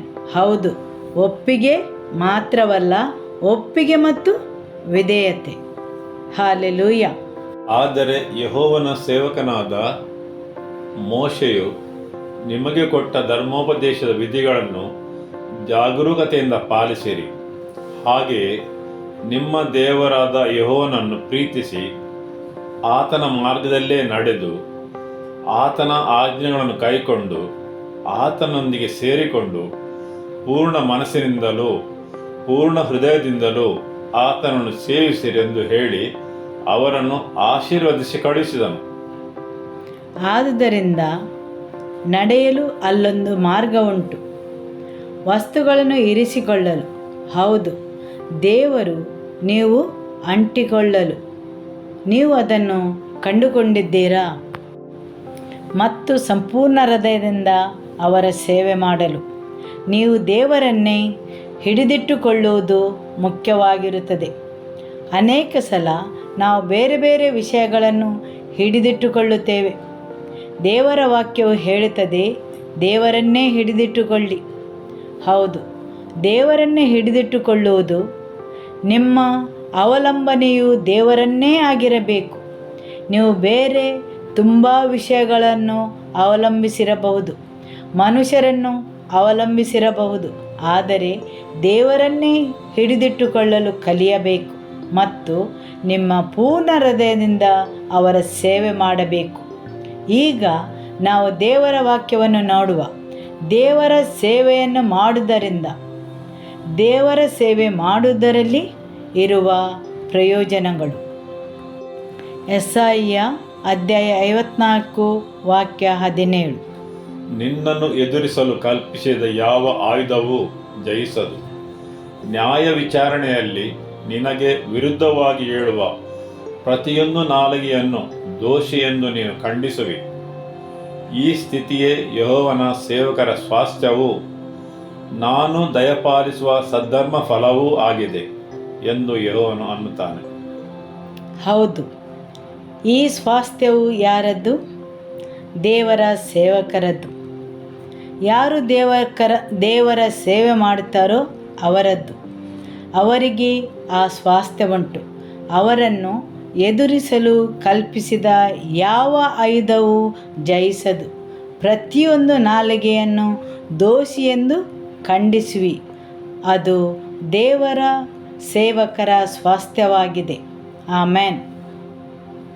ಕೀರ್ತನೆ 135 ವಾಕ್ಯ 14. ನಿಜವಾಗಿ ಯೆಹೋವನು ತನ್ನ ಪ್ರಜೆಯ ನ್ಯಾಯವನ್ನು ಸ್ಥಾಪಿಸುವನು, ತನ್ನ ಸೇವಕರನ್ನು ಕನಿಕರಿಸುವನು. ಆಮೆನ್.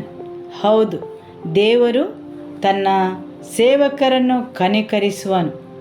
ದೇವರು ತನ್ನ ಸೇವಕರನ್ನು ಕನಿಕರಿಸುವನು. ಹಾಲೆಲೂಯ. ಕೀರ್ತನೆ 119 ವಾಕ್ಯ 124. ನಿನ್ನ ಸೇವಕನನ್ನು ಕೃಪೆಯಿಂದ ನಡೆಸು, ನಿನ್ನ ನಿಬಂಧನೆಗಳನ್ನು ನನಗೆ ಕಲಿಸು. ಹೌದು, ದೇವರು ಯಾವಾಗಲೂ ತನ್ನ ಸೇವಕರನ್ನು ಕೃಪೆಯಿಂದ ನಡೆಸುತ್ತಾರೆ. ಆಮೆನ್. 1 ಪೂರ್ವಕಾಲ ವೃತ್ತಾಂತ ಅಧ್ಯಾಯ 17 ವಾಕ್ಯ 26 ಮತ್ತು 27. ಯೆಹೋವನೇ, ನಿನ್ನ ಸೇವಕನಿಗೆ ಈ ಶ್ರೇಷ್ಠ ವಾಗ್ದಾನಗಳನ್ನು ಮಾಡಿದ ನೀನು ನನ್ನ ದೇವರಾಗುತ್ತಿ. ಈಗ ನೀನು ನಿನ್ನ ಸೇವಕನ ಮನೆಯನ್ನು ಆಶೀರ್ವದಿಸಿ ಅದನ್ನು ಸದಾಕಾಲವೂ ನಿನ್ನ ಆಶ್ರಯದಲ್ಲಿಟ್ಟುಕೊಳ್ಳಬೇಕೆಂದು ಮನಸ್ಸು ಮಾಡಿದ್ದಿ. ಯೆಹೋವನೇ, ನೀನು ಅದನ್ನು ಆಶೀರ್ವದಿಸಿದ್ದಿ, ಅದು ನಿತ್ಯವೂ ಸೌಭಾಗ್ಯದಿಂದಿರುವುದು ಎಂದು ಪ್ರಾರ್ಥಿಸಿದನು. ಆಮೆನ್. ಅವನ ಸೇವಕನಿಗೆ ಒಳ್ಳೆಯತನವನ್ನು ದಯಪಾಲಿಸ್ತಾನೆ. ದೇವರ ವಾಕ್ಯ ಮುಂದುವರಿಸುತ್ತಾ ಹೇಳುತ್ತದೆ, ವಾಕ್ಯ 27ರಲ್ಲಿ, ಸೇವಕನನ್ನು ಮಾತ್ರವಲ್ಲ ಅವನ ಮನೆತನವನ್ನು. ಹೌದು, ನೀವು ದೇವರ ಸೇವೆಯನ್ನು ಮಾಡಲು ಆಯ್ಕೆ ಮಾಡಿದರೆ ಅವರು ನಿಮ್ಮನ್ನು ಮಾತ್ರವಲ್ಲ ನಿಮ್ಮ ಮನೆತನವನ್ನೇ ಆಶೀರ್ವದಿಸುವರು. ಅಲ್ಲೇ ಅದು ನಿಲ್ಲುವುದಿಲ್ಲ. ಆಶೀರ್ವಾದಗಳು ಕೊನೆಯವರೆಗೆ ಹಾಗೂ ನಿಮ್ಮ ಪೀಳಿಗೆಯು ಆಶೀರ್ವದಿಸಲ್ಪಡುವುದು. ಹೌದು, ಯಾವಾಗ ನೀವು ದೇವರ ಸೇವೆ ಮಾಡಲು ಆಯ್ಕೆ ಮಾಡಿದ್ದೀರೋ ಆವಾಗ ಆಶೀರ್ವಾದಗಳು ನಿಮಗೆ ಮಾತ್ರವಲ್ಲ, ನಿಮ್ಮ ಮನೆತನ ಮತ್ತು ನಿಮ್ಮ ಪೀಳಿಗೆಯವರೆಗೆ. ಸರಿಯಲ್ಲವೇ? ಆಮೆನ್. ಎಬ್ರಿಯರಿಗೆ ಬರೆದ ಪತ್ರ 1ನೇ ಅಧ್ಯಾಯ ವಾಕ್ಯ 7. ದೇವದೂತರ ವಿಷಯದಲ್ಲಿ ದೇವರು ತನ್ನ ದೂತರನ್ನು ಗಾಳಿಯನ್ನಾಗಿಯೂ ತನ್ನ ಸೇವಕರನ್ನು ಅಗ್ನಿ ಜ್ವಾಲೆಯನ್ನಾಗಿಯೂ ಮಾಡುತ್ತಾನೆ ಎಂದು ಹೇಳಿದ್ದಾನೆ.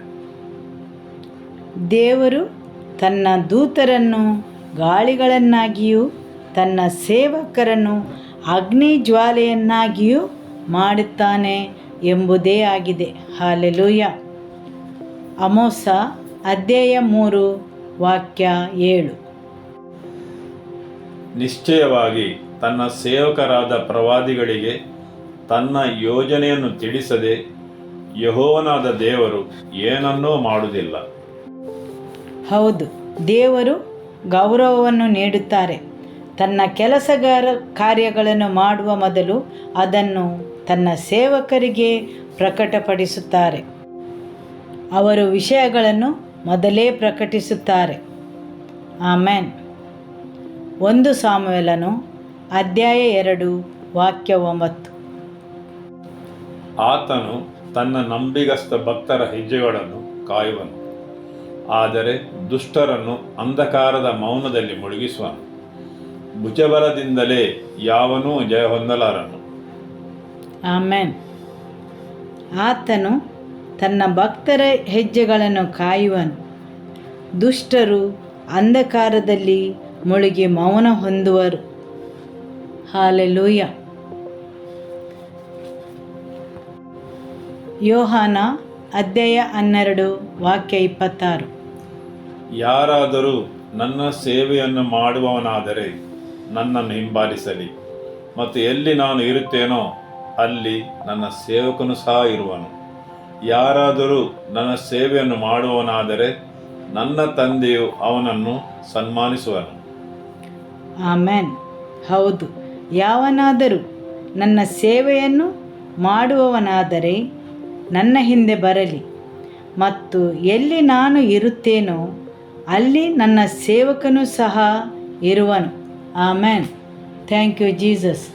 ಎಲ್ಲಿ ನಾನು ಇರುವನೋ ಅಲ್ಲಿ ನನ್ನ ಸೇವಕನು ಇರುವನು. ಈಗ ಕ್ರಿಸ್ತನೆಲ್ಲಿದ್ದಾನೆ? ಆತನು ಪರಲೋಕದೊಳಗೆ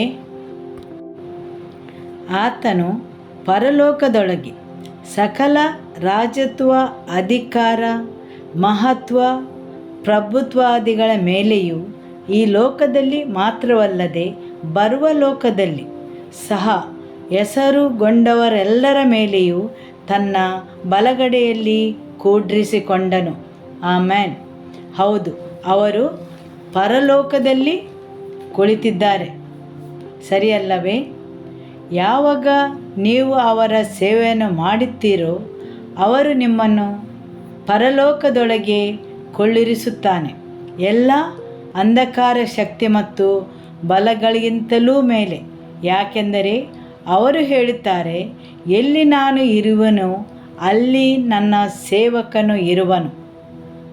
ಹೌದು, ಯಾವಾಗ ದೇವರ ಸೇವೆ ಮಾಡಲು ಆರಿಸುತ್ತೀರೋ ದೇವರು ನಿಮ್ಮನ್ನು ಉನ್ನತಕ್ಕೇರಿಸುತ್ತಾನೆ. ನೀವು ವಾಸಿಸುವ ಸ್ಥಳ ಅಲ್ಲದೆ ತುಂಬ ಅನಗತ್ಯ ವಿಷಯಗಳು ನಿಮ್ಮಿಂದ ದೂರ ಸರಿಯುತ್ತವೆ. ಹೌದು, ಅದು ದೇವರು ಕೊಡುವ ಗೌರವವಾಗಿದೆ. ಆಮೇನ್.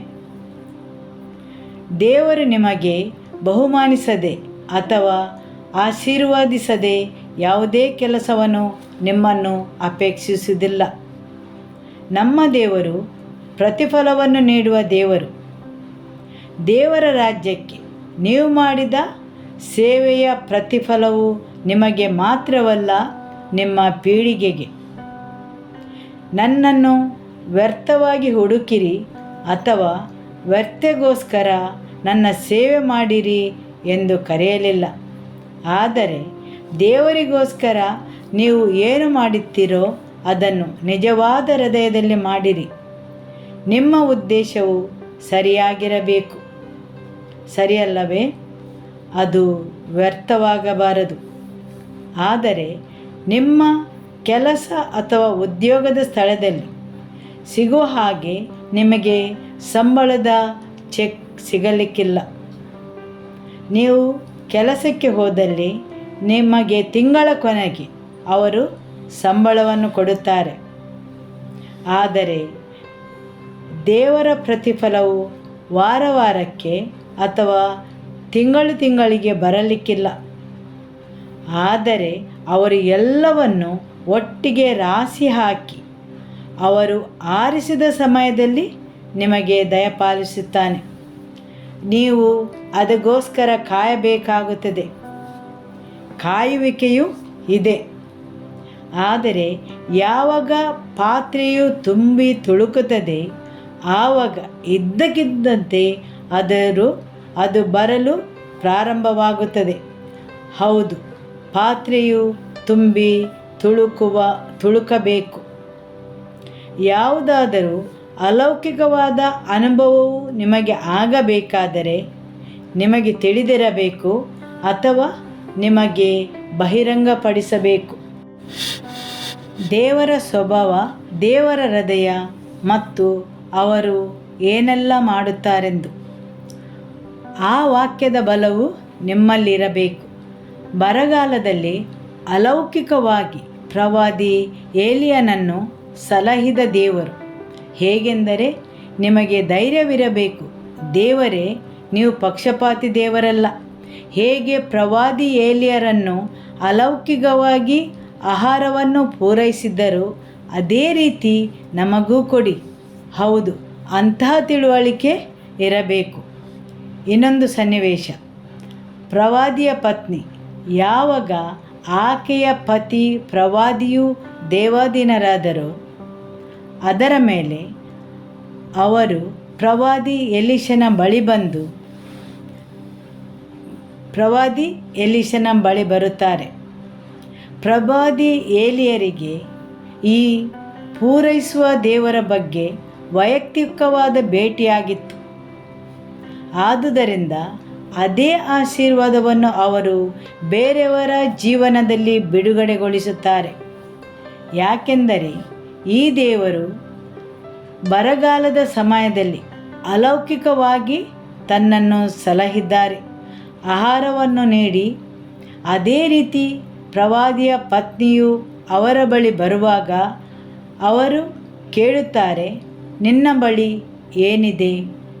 ಆಕೆಯು ಹೇಳುತ್ತಾಳೆ, 1 ಪಾತ್ರೆ ಎಣ್ಣೆ. ನಿಮಗೆ ಸಾಧ್ಯವಾದಷ್ಟು ಪಾತ್ರೆಗಳನ್ನು ಸಂಗ್ರಹಿಸಿ ಅದರಲ್ಲಿ ಸುರಿಸಿರಿ. ಹೌದು, ಪ್ರವಾದಿ ಏಲಿಯರಿಗೆ ಈ ದೇವರ ವೈಯಕ್ತಿಕ ಭೇಟಿಯಾಗಿತ್ತು. ಬರಗಾಲದಲ್ಲಿ ಅವರನ್ನು ಕಾಪಾಡಿದ ದೇವರು 3.5 ವರ್ಷ ಅವರನ್ನು ಆಹಾರ ನೀಡಿ ಸಲಹಿದ ದೇವರು. ಆ ದಿಟ್ಟತನದಿಂದ, ವಿಶ್ವಾಸದಿಂದ ಅವರು ಆ ಹೆಂಗಸಿಗೆ ಹೇಳುತ್ತಾರೆ, ಹೋಗಿ ಆ ಎಣ್ಣೆಯನ್ನು ಪಾತ್ರೆಗಳಿಗೆ ಸುರಿಯಿರಿ ಎಂದು. ಹೌದು, ಅಲೌಕಿಕವಾಗಿ ಕಾರ್ಯಗಳನ್ನು ಮಾಡುವ ದೇವರನ್ನು ನಾನು ವೈಯಕ್ತಿಕವಾಗಿ ಭೇಟಿಯಾಗಿದ್ದೇನೆ.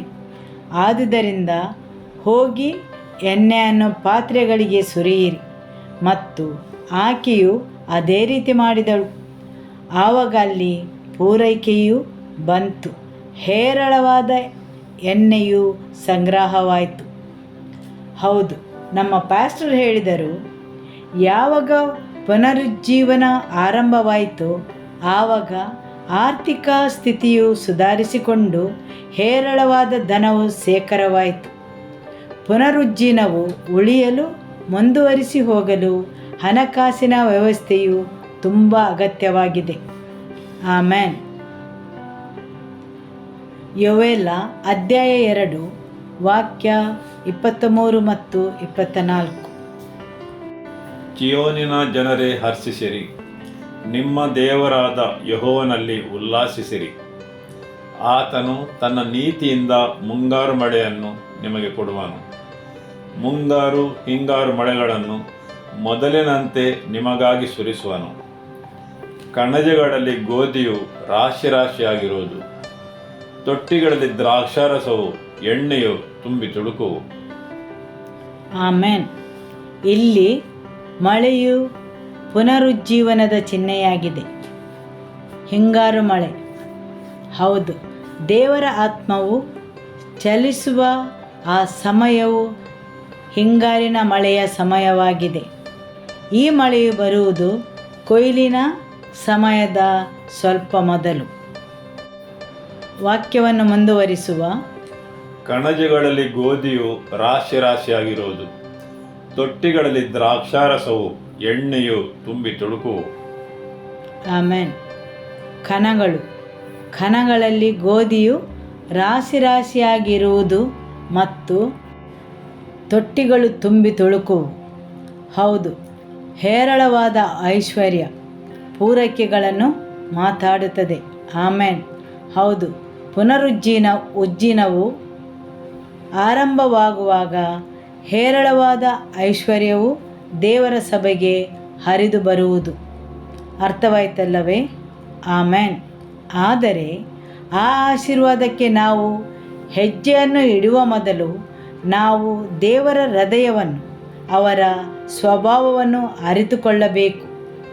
ದೇವರ ಆಯಾಮಗಳನ್ನು, ನಮ್ಮ ದೇವರು ಅಲೌಕಿಕವಾಗಿ ಸಂಗತಿಗಳನ್ನು ದೊರಕಿಸಿಕೊಡುವ ದೇವರು ಎಂದು ತಿಳಿದುಕೊಳ್ಳಬೇಕು. ಆಮೆನ್. ಮೊದಲನೆಯ ಭಾಗವು ದೇವರ ಬಗ್ಗೆ ಸರಿಯಾದ ತಿಳುವಳಿಕೆ. ನೀವು ಇದನ್ನು ನೋಡುವ ಮೊದಲು ನಂಬಬೇಕು. ದೇವರಾತ್ಮನು ನಿಮ್ಮ ಒಳಗೆ ಇದರ ಬಗ್ಗೆ ಚಿತ್ರಣವನ್ನು ಮೂಡಿಸಬೇಕು. ಎಫೆಸದವರಿಗೆ ಬರೆದ ಪತ್ರ 3ನೇ ಅಧ್ಯಾಯ 20ನೇ ವಾಕ್ಯ ಹೇಳುತ್ತದೆ, ನಾವು ಬೇಡುವುದಕ್ಕಿಂತಲೂ ಯೋಚಿಸುವುದಕ್ಕಿಂತಲೂ ಅತ್ಯಧಿಕವಾದದನ್ನು ಮಾಡಲು ಶಕ್ತನಾದ ದೇವರು. ಹೌದು, ಹಾಲೆಲೂಯ. ಬೇಡುವ ಲೋಕವಿದೆ, ಅಂದರೆ ಮಾತಾಡುವುದು, ಯೋಚಿಸುವುದು, ಮನಸ್ಸು ಇದರಲ್ಲಿ ಒಳಗೊಂಡಿರುತ್ತದೆ, ಹಾಗೂ ನಿಮ್ಮ ಕಲ್ಪನೆಗಳು. ದೇವರಾತ್ಮನು ನಿಮ್ಮಲ್ಲಿ ಈ ಚಿತ್ರಣವನ್ನು ಮೂಡಿಸುತ್ತಾನೆ. ನಿಮ್ಮ ಹೃದಯದಲ್ಲಿ ಯಾವುದನ್ನು ಒಳತೆಗೆದುಕೊಳ್ಳುತ್ತೀರೋ ಅದರ ಬಗ್ಗೆ ಮಾತ್ರ ನೀವು ಗರ್ಭ ಧರಿಸಬಹುದು. ನೀವು ಯಾವುದನ್ನು ನೋಡುತ್ತೀರೋ ಅದನ್ನು ನೀವು ಸ್ವೀಕರಿಸುತ್ತೀರಿ. ಹೌದು, ಆತ್ಮಿಕ ಲೋಕದಲ್ಲಿ ನೀವು ಅವುಗಳನ್ನು ನೋಡಬೇಕು. ದೇವರಾತ್ಮನು ನಿಮ್ಮ ಒಳಗೆ ಹಾಕಿದವುಗಳಲ್ಲಿ ಪಾಲುದಾರರಾಗಲು ನಿಮ್ಮ ಮಾತುಗಳು ದೇವರ ವಾಕ್ಯಕ್ಕೆ ಸರಿಹೊಂದಬೇಕು. ನಿಮ್ಮ ಹೇಳಿಕೆಯು ಕೊರತೆಯ ಬಗ್ಗೆ ಆಗಿರಬಾರದು, ಆದರೆ ದೇವರ ವಾಕ್ಯಕ್ಕೆ ಸರಿಹೊಂದುವಂತಿರಬೇಕು. ಆಮೆನ್. ಯಾಕೆಂದರೆ ದೇವರ ವಾಕ್ಯ ಹೇಳುತ್ತದೆ, ಜೀವನವೂ ಮರಣವೂ ನಾಲಿಗೆಯ ಶಕ್ತಿಯಾಗಿದೆ. ಕೇವಲ ಕೊರತೆ ಮತ್ತು ಸಮಸ್ಯೆಗಳ ಬಗ್ಗೆ ಮಾತಾಡುವುದಾದರೆ ನೀವು ನಿಮ್ಮ ಮೇಲೆಯೇ ಹೇಳಿಕೊಳ್ಳುತ್ತೀರಿ. ಆದುದರಿಂದ ನಿಮ್ಮ ಮಾತುಗಳು ದೇವರ ವಾಕ್ಯಕ್ಕೆ ಸರಿಹೊಂದುವಂತಿರಬೇಕು. ಸರಿಯಲ್ಲವೇ?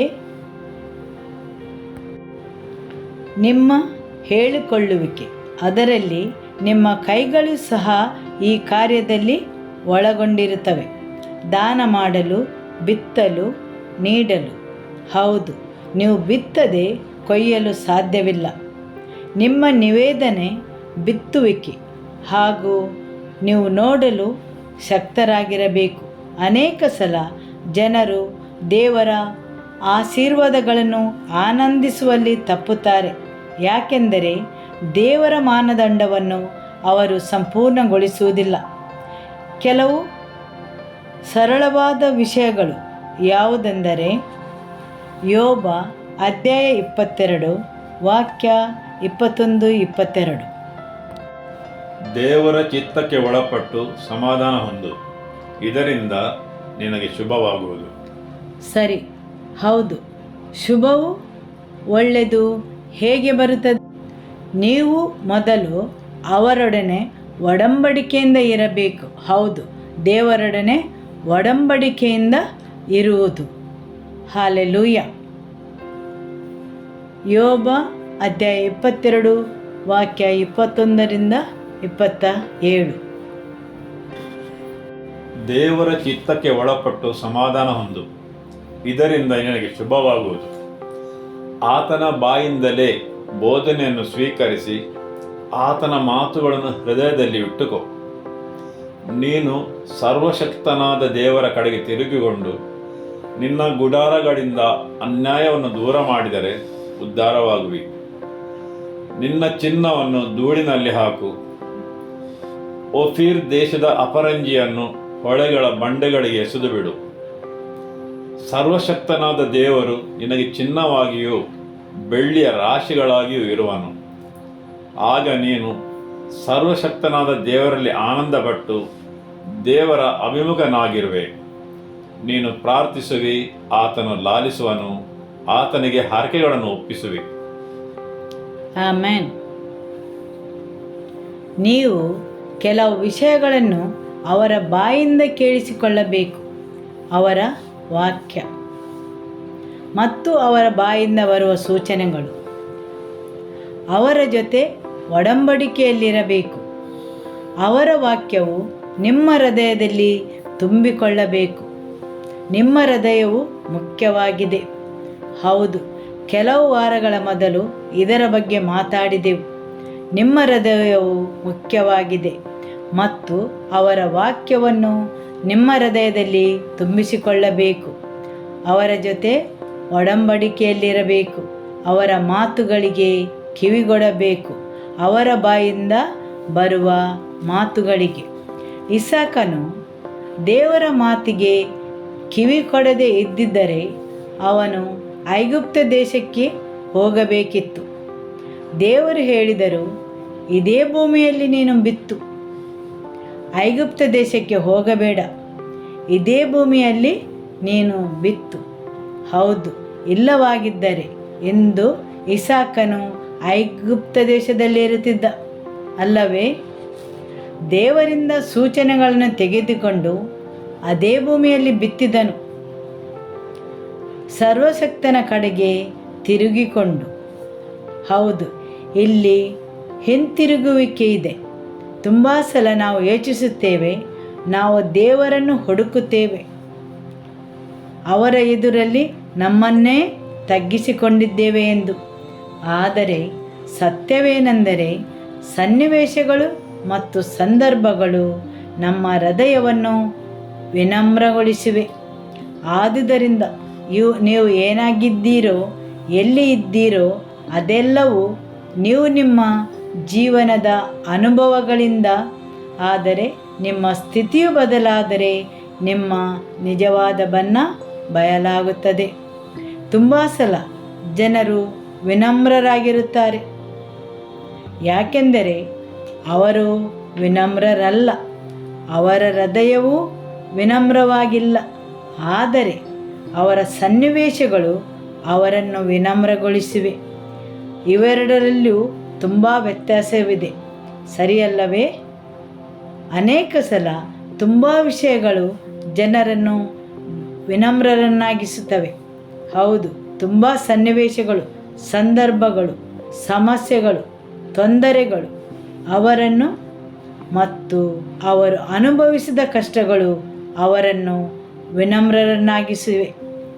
ಅವರ ಹೃದಯವನ್ನು ವಿನಮ್ರಗೊಳಿಸಿದೆ. ಅವರ ಹೃದಯವು ವಿನಮ್ರವಲ್ಲ, ಅದನ್ನು ವಿನಮ್ರಗೊಳಿಸಿದೆ. ನಿಜವಾದ ಹೃದಯದ ಸ್ಥಿತಿಯು ಗೊತ್ತಾಗುವುದು ಸನ್ನಿವೇಶಗಳು ಅವರಿಗೆ ಅನಾನುಕೂಲವಾದಾಗ.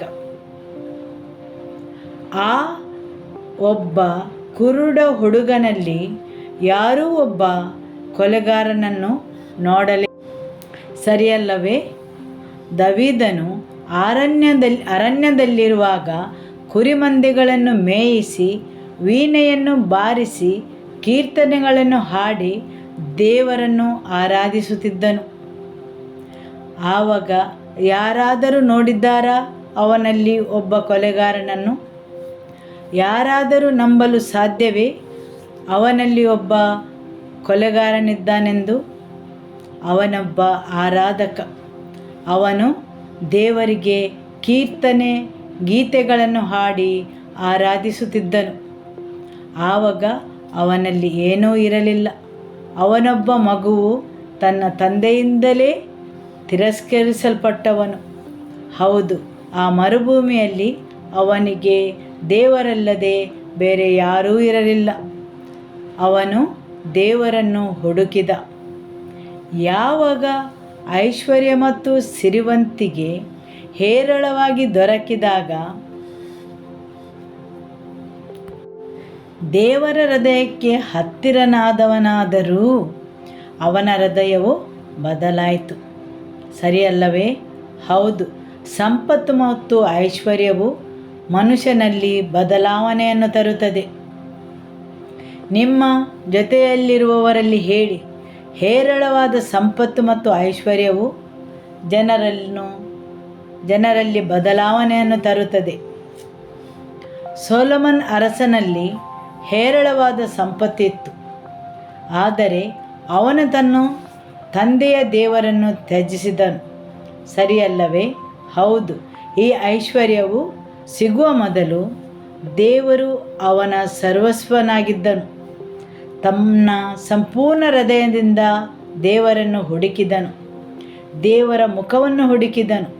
ಮತ್ತು ಯಾವಾಗ ಧನ ಮತ್ತು ಸಂಪತ್ತು ಸಮೃದ್ಧಿಯಾಗಿ ಸಿಕ್ಕಿತೋ ಆವಾಗ ಅವನ ನಾಮವು ಹೆಸರುವಾಸಿಯಾದಾಗ, ಹೌದು, ನಂತರ ಅವನು ಬೇರೆ ದೇವರ ಹಿಂದೆ ಹೋಗಲು ಪ್ರಾರಂಭಿಸಿದ. ಹೇರಳವಾದ ಸಂಪತ್ತು ಮತ್ತು ಐಶ್ವರ್ಯವು ಮನುಷ್ಯನನ್ನು ಬದಲಾಯಿಸುತ್ತದೆ. ದೇವರ ಅವಲಂಬನೆಯಿಂದ ದೂರಕ್ಕೆ ಒಯ್ಯುತ್ತದೆ. ಆದುದರಿಂದ ಯೇಸು ಹೇಳಿದರು, ನೀವು ಇಬ್ಬರು ಯಜಮಾನರ ಸೇವೆ ಮಾಡಲು ಸಾಧ್ಯವಿಲ್ಲ. ನೀವು ಒಬ್ಬ ಧನವಂತನನ್ನು ತನ್ನ ಪ್ರಾಮಾಣಿಕ ಹೃದಯದಿಂದ ದೇವರ ಸೇವೆ ಮಾಡುವುದಾದರೆ ನಾವು ಅವರನ್ನು ಗೌರವಿಸಬೇಕು. ಆದರೆ ಅದು ಅಷ್ಟು ಸುಲಭವಲ್ಲ. ಅವನೊಬ್ಬ ನಿಜವಾದ ಮುರಿದ ಪಾತ್ರೆಯಾಗಿರಬೇಕು, ನಿಜವಾದ ಪ್ರಾಮಾಣಿಕ ಹೃದಯದವನಾಗಿರಬೇಕು. ನೀವು ಮೊತ್ತ ಮೊದಲು ದೇವರನ್ನು ಕಂಡುಕೊಂಡದ್ದು ನಿಮ್ಮ ಮೊಣಕಾಲಲ್ಲಿ.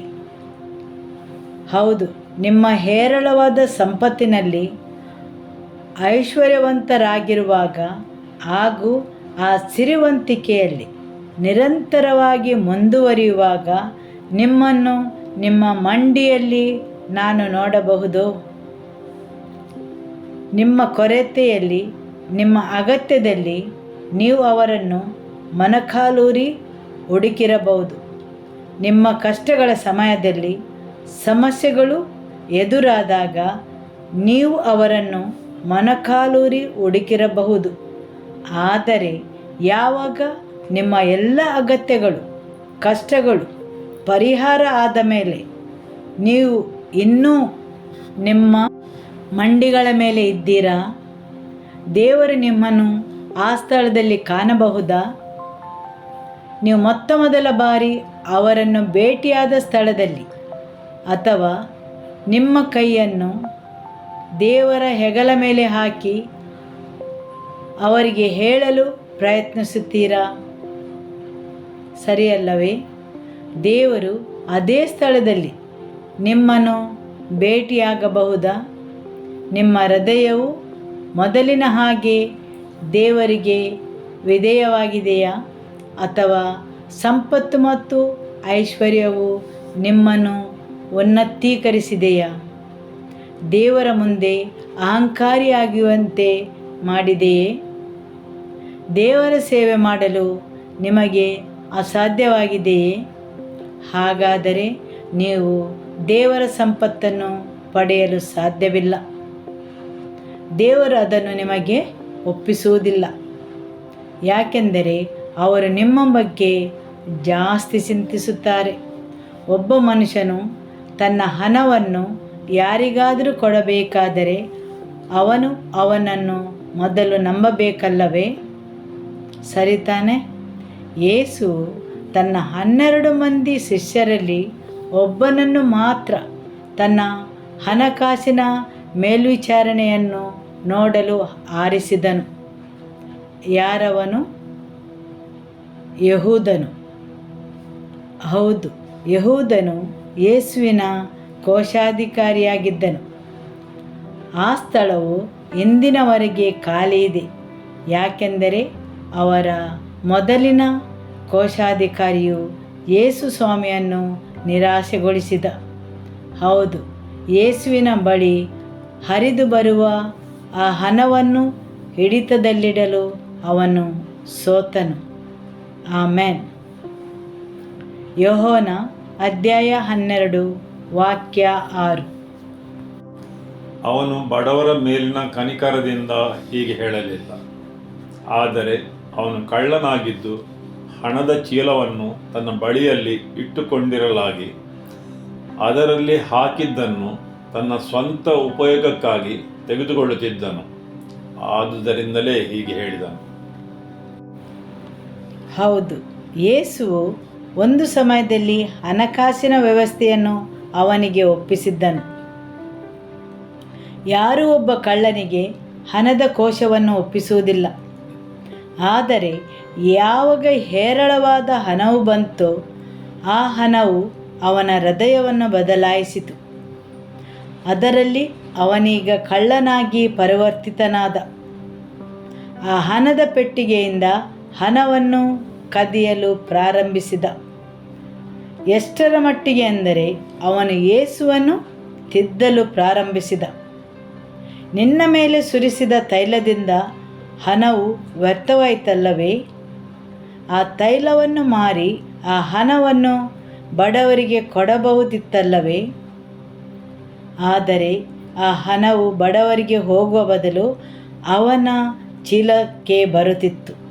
ಹೌದು, ಆದುದರಿಂದ ಹಣವು ಜನರ ಹೃದಯವನ್ನು ಬದಲಾಯಿಸುತ್ತದೆ. ಯೇಸು ಕೂಡ ಹಣಕಾಸಿನ ವ್ಯವಸ್ಥೆಯನ್ನು ಒಪ್ಪಿಸಿದವನ ಹೃದಯ ಸಹ ಬದಲಾಯಿತು. ಹೇರಳವಾಗಿ ಬಂದ ಹಣವು ಅವನ ಹೃದಯವನ್ನು ಬದಲಾಯಿಸಿತು. ಅವನು ಯೇಸು ಸ್ವಾಮಿಯನ್ನು ನಿರಾಶೆಗೊಳಿಸಿದ. ಯೇಸುವು ಬಡವನಾಗಿ ಜನಿಸಿದ. ಆದರೆ ಯಾವಾಗ ಅವರು ಸೇವೆಯನ್ನು ಪ್ರಾರಂಭಿಸಿದರೋ ಅಲ್ಲಿ ಅಭಿವೃದ್ಧಿ ಇತ್ತು. ಇಲ್ಲವಾದಲ್ಲಿ ಅವರಿಗೆ ಕೋಶಾಧಿಕಾರಿಯ ಅಗತ್ಯವಿರುತ್ತಿರಲಿಲ್ಲ. ಸರಿಯಲ್ಲವೇ? ನಿಮಗೆ ಅರ್ಥವಾಯಿತೆಂದು ಭಾವಿಸ್ತೇನೆ. ಇಲ್ಲವಾದಲ್ಲಿ ಕೋಶಾಧಿಕಾರಿಯ ಅವಶ್ಯಕತೆ ಇರಲಿಲ್ಲ. ಬ್ಯಾಂಕುಗಳಲ್ಲಿ ಮಾತ್ರ ಕೋಶಾಧಿಕಾರಿಗಳಿರುತ್ತವೆ ಮತ್ತು ಜನರು ತಮ್ಮ ಹಣವನ್ನು ಹಿಡಿದಿಟ್ಟುಕೊಳ್ಳಲು. ಆದರೆ ಯೇಸು ಒಬ್ಬ ಅಧಿಕಾರಿಯನ್ನು ನೇಮಿಸಿದನು ತನ್ನ ಹಣಕಾಸಿನ ವ್ಯವಸ್ಥೆಯನ್ನು ನೋಡಿಕೊಳ್ಳಲು. ಆಮೆನ್. ಆದರೆ ಅವನು ಶೋಚನೀಯವಾಗಿ ವಿಫಲನಾದನು. ದೇವರು ಹೇಳುತ್ತಾರೆ, ಬೆಳ್ಳಿಯು ನನ್ನದು, ಬಂಗಾರವು ನನ್ನದು, ಎಲ್ಲ ಸಂಪತ್ತು ನನ್ನದು. ಅದನ್ನು ನಿರ್ವಹಿಸುವವರನ್ನು ಅವರು ಎದುರು ನೋಡುತ್ತಾರೆ. ಅವರ ಕೋಶಾಧಿಕಾರಿಯ ಸ್ಥಾನವು ಇನ್ನೂ ಖಾಲಿಯಾಗಿಯೇ ಇದೆ. ಅಂಥ ಜನರು ಅವರಿಗೆ ಸಿಗಬಹುದಾ? ಹೇರಳವಾದ ಧನ ಸಂಪತ್ತು ಬರುವಾಗ ತನ್ನ ಹೃದಯವನ್ನು ಭ್ರಷ್ಟ ಮಾಡದ ಜನರು. ತುಂಬ ವರ್ಷಗಳ ಮೊದಲು ನನಗೆ ಪರಿಚಯವಿದ್ದ ಒಬ್ಬನು ಮೊದಲನೆಯ ವಾಹನವನ್ನು ತಂದನು, ಎರಡನೆಯದನ್ನು ತಂದನು, ಈಗ ಮೂರನೆಯದು. ಪ್ರತಿಯೊಂದು ವಾಹನವನ್ನು ತರುವಾಗ ಅದನ್ನು ಆಶೀರ್ವದಿಸಲು ನನ್ನನ್ನು ಕರೆಯುತ್ತಿದ್ದನು. ಹೌದು, ಆ ಮೂರನೆಯ ವಾಹನವನ್ನು ನಾನು ಆಶೀರ್ವದಿಸುವಾಗ ದೇವರು ನನ್ನ ಹೃದಯದಲ್ಲಿ ಈ ಪ್ರಾರ್ಥನೆಯನ್ನು ಇಟ್ಟರು. ಈ ಆಶೀರ್ವಾದದಿಂದ ಅವನ ಹೃದಯವು ನಿಮ್ಮಿಂದ ದೂರ ಹೋಗುವುದಾದರೆ ಈ ಆಶೀರ್ವಾದವನ್ನೇ ಅವರಿಂದ ತೆಗೆದು ಬಿಡು. ನಾನು ಈ ರೀತಿ ಹೇಳುತ್ತಾ ಇದ್ದೇನೆ ಮತ್ತು ನಾನು ದೇವರಲ್ಲಿ ಹೇಳುತ್ತೇನೆ, ನನ್ನ ಹೃದಯದಲ್ಲಿ, ದೇವರೇ, ನಾನು ಈ ಮನುಷ್ಯನನ್ನು ಅವನ ವಾಹನವನ್ನು ಆಶೀರ್ವದಿಸಲು ಬಂದಿದ್ದೇನೆ ಮತ್ತು ಈಗ ನಾನು ಏನನ್ನು ಮಾತಾಡುತ್ತೇನೆ? ನಾನು ಆ ವಾಹನವನ್ನು ಚಲಾಯಿಸುತ್ತಾ ಇದ್ದೇನೆ. ಡ್ರೈವ್ ಮಾಡುವಾಗಲೇ ನಾನು ಪ್ರಾರ್ಥಿಸುತ್ತಿದ್ದೆ, ಆದರೆ ನನ್ನ ಬಾಯಿಂದ ಈ ಮಾತುಗಳು ಬಂದವು. ಈ ವಾಹನವು ಅವನ ಹೃದಯವನ್ನು ನಿಮ್ಮಿಂದ ದೂರ ಕೊಂಡು ಹೋಗುವುದಾದರೆ ಈ ವಾಹನವೇ ಅವನಿಂದ ದೂರ ಹೋಗಲಿ. ಆಮೇನ್. ಆದರೆ ಸಮಯವು ಹೋದಂತೆ ಅವರ ವಾಹನಗಳು ಜಾಸ್ತಿಯಾದವು. ಅವನು ಅವುಗಳ ಜೊತೆಯಲ್ಲಿ ತುಂಬ ಕಾರ್ಯನಿರತನಾಗಿದ್ದ. ಕೊನೆಗೆ ದೇವರು ಅವನನ್ನು ಹಿಂತಿರುಗಿ ಅವನ ಬಳಿ ಆ ಮನುಷ್ಯನನ್ನು ತರಲು ಅವನ ವಾಹನಗಳನ್ನೇ ಅವನಿಂದ ದೂರ ಮಾಡಿದನು. ಆಮೇನ್. ಇದು ದೇವರ ಪ್ರೀತಿಯಾಗಿದೆ. ಅವರು ನಿಮ್ಮ ಹೃದಯದ ಬಗ್ಗೆ ಕಳವಳಗೊಂಡಿದ್ದಾನೆ, ನಿಮ್ಮ ಅಭಿವೃದ್ಧಿಯಲ್ಲಿ ಅಲ್ಲ. ಅವರು ನಿಮ್ಮ ಹೃದಯದ ಬಗ್ಗೆ ಆಸಕ್ತಿ ಉಳ್ಳವರಾಗಿದ್ದಾರೆ, ಯಾಕೆಂದರೆ ನಿಮ್ಮ ಆತ್ಮವು ಅವರಿಗೆ ಮುಖ್ಯವಾಗಿದೆ. ಅವರ ಪ್ರೀತಿಯಿಂದಾಗಿ ಜನರು ಕೆಲವು ಸಲ ಕಷ್ಟಕರವಾದ ವಿಷಯಗಳಲ್ಲಿ ಹಾದು ಹೋಗಬೇಕಾಗುತ್ತದೆ. ಹೌದು, ಜೀವನದಲ್ಲಿ ನೀವು ಹಾದು ಹೋಗುವ ಕಷ್ಟಗಳು, ನೋವುಗಳು ಅವರನ್ನು ಹುಡುಕಿ ಅವರ ಬಳಿ ಬರಬೇಕೆಂದು. ಆಮೇನ್. ನಿಮ್ಮಲ್ಲಿ ಎಲ್ಲವೂ ಒಳ್ಳೆಯದಾಗಿದ್ದರೆ ನಿಮ್ಮಲ್ಲಿ ಕೆಲವರು ಖಂಡಿತವಾಗಿ ಇವತ್ತು ಇಲ್ಲಿ ಇರುತ್ತಿರಲಿಲ್ಲ. ಕೆಲವು ಕೊರತೆಗಳು, ಕೆಲವು ಅಗತ್ಯಗಳು, ಕೆಲವು ಸಮಸ್ಯೆಗಳು ನಿಮಗೆ ದೇವರನ್ನು ಹುಡುಕುವಂತೆ ಮಾಡಿತು. ಆಮೇನ್. ಅದೇ ದೇವರ ಪ್ರೀತಿಯಾಗಿದೆ.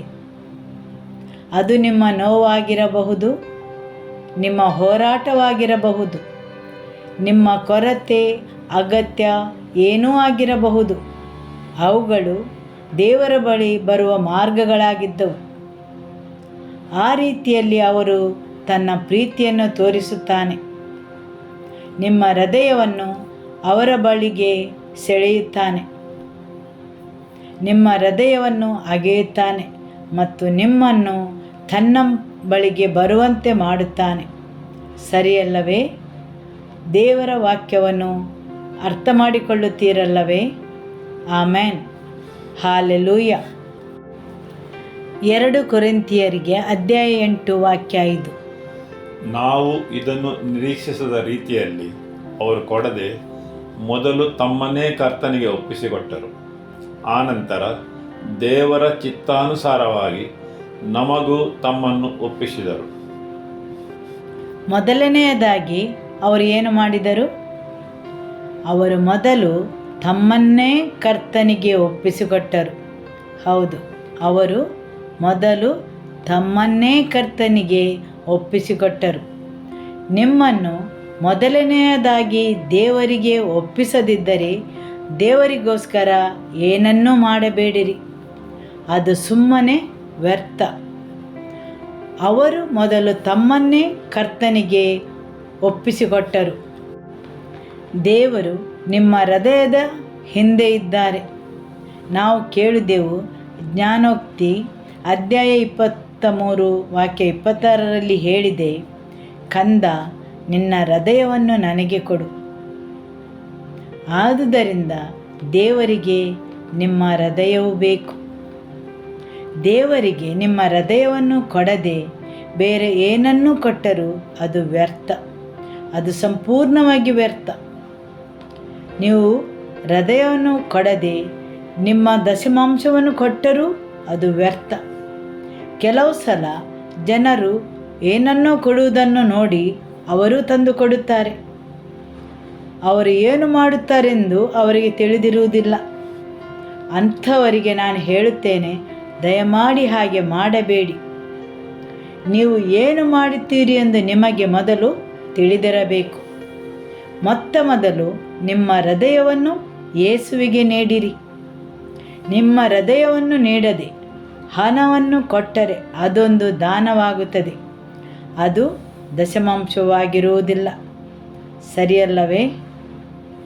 ಆದುದರಿಂದ ಏನನ್ನೂ ಮಾಡುವ ಮೊದಲು ಅದನ್ನು ತಿಳಿದುಕೊಂಡು ಮಾಡಿರಿ. ಈ ಒಂದು ಸರಳವಾದ ವಿಷಯ ದಶಮಾಂಶ.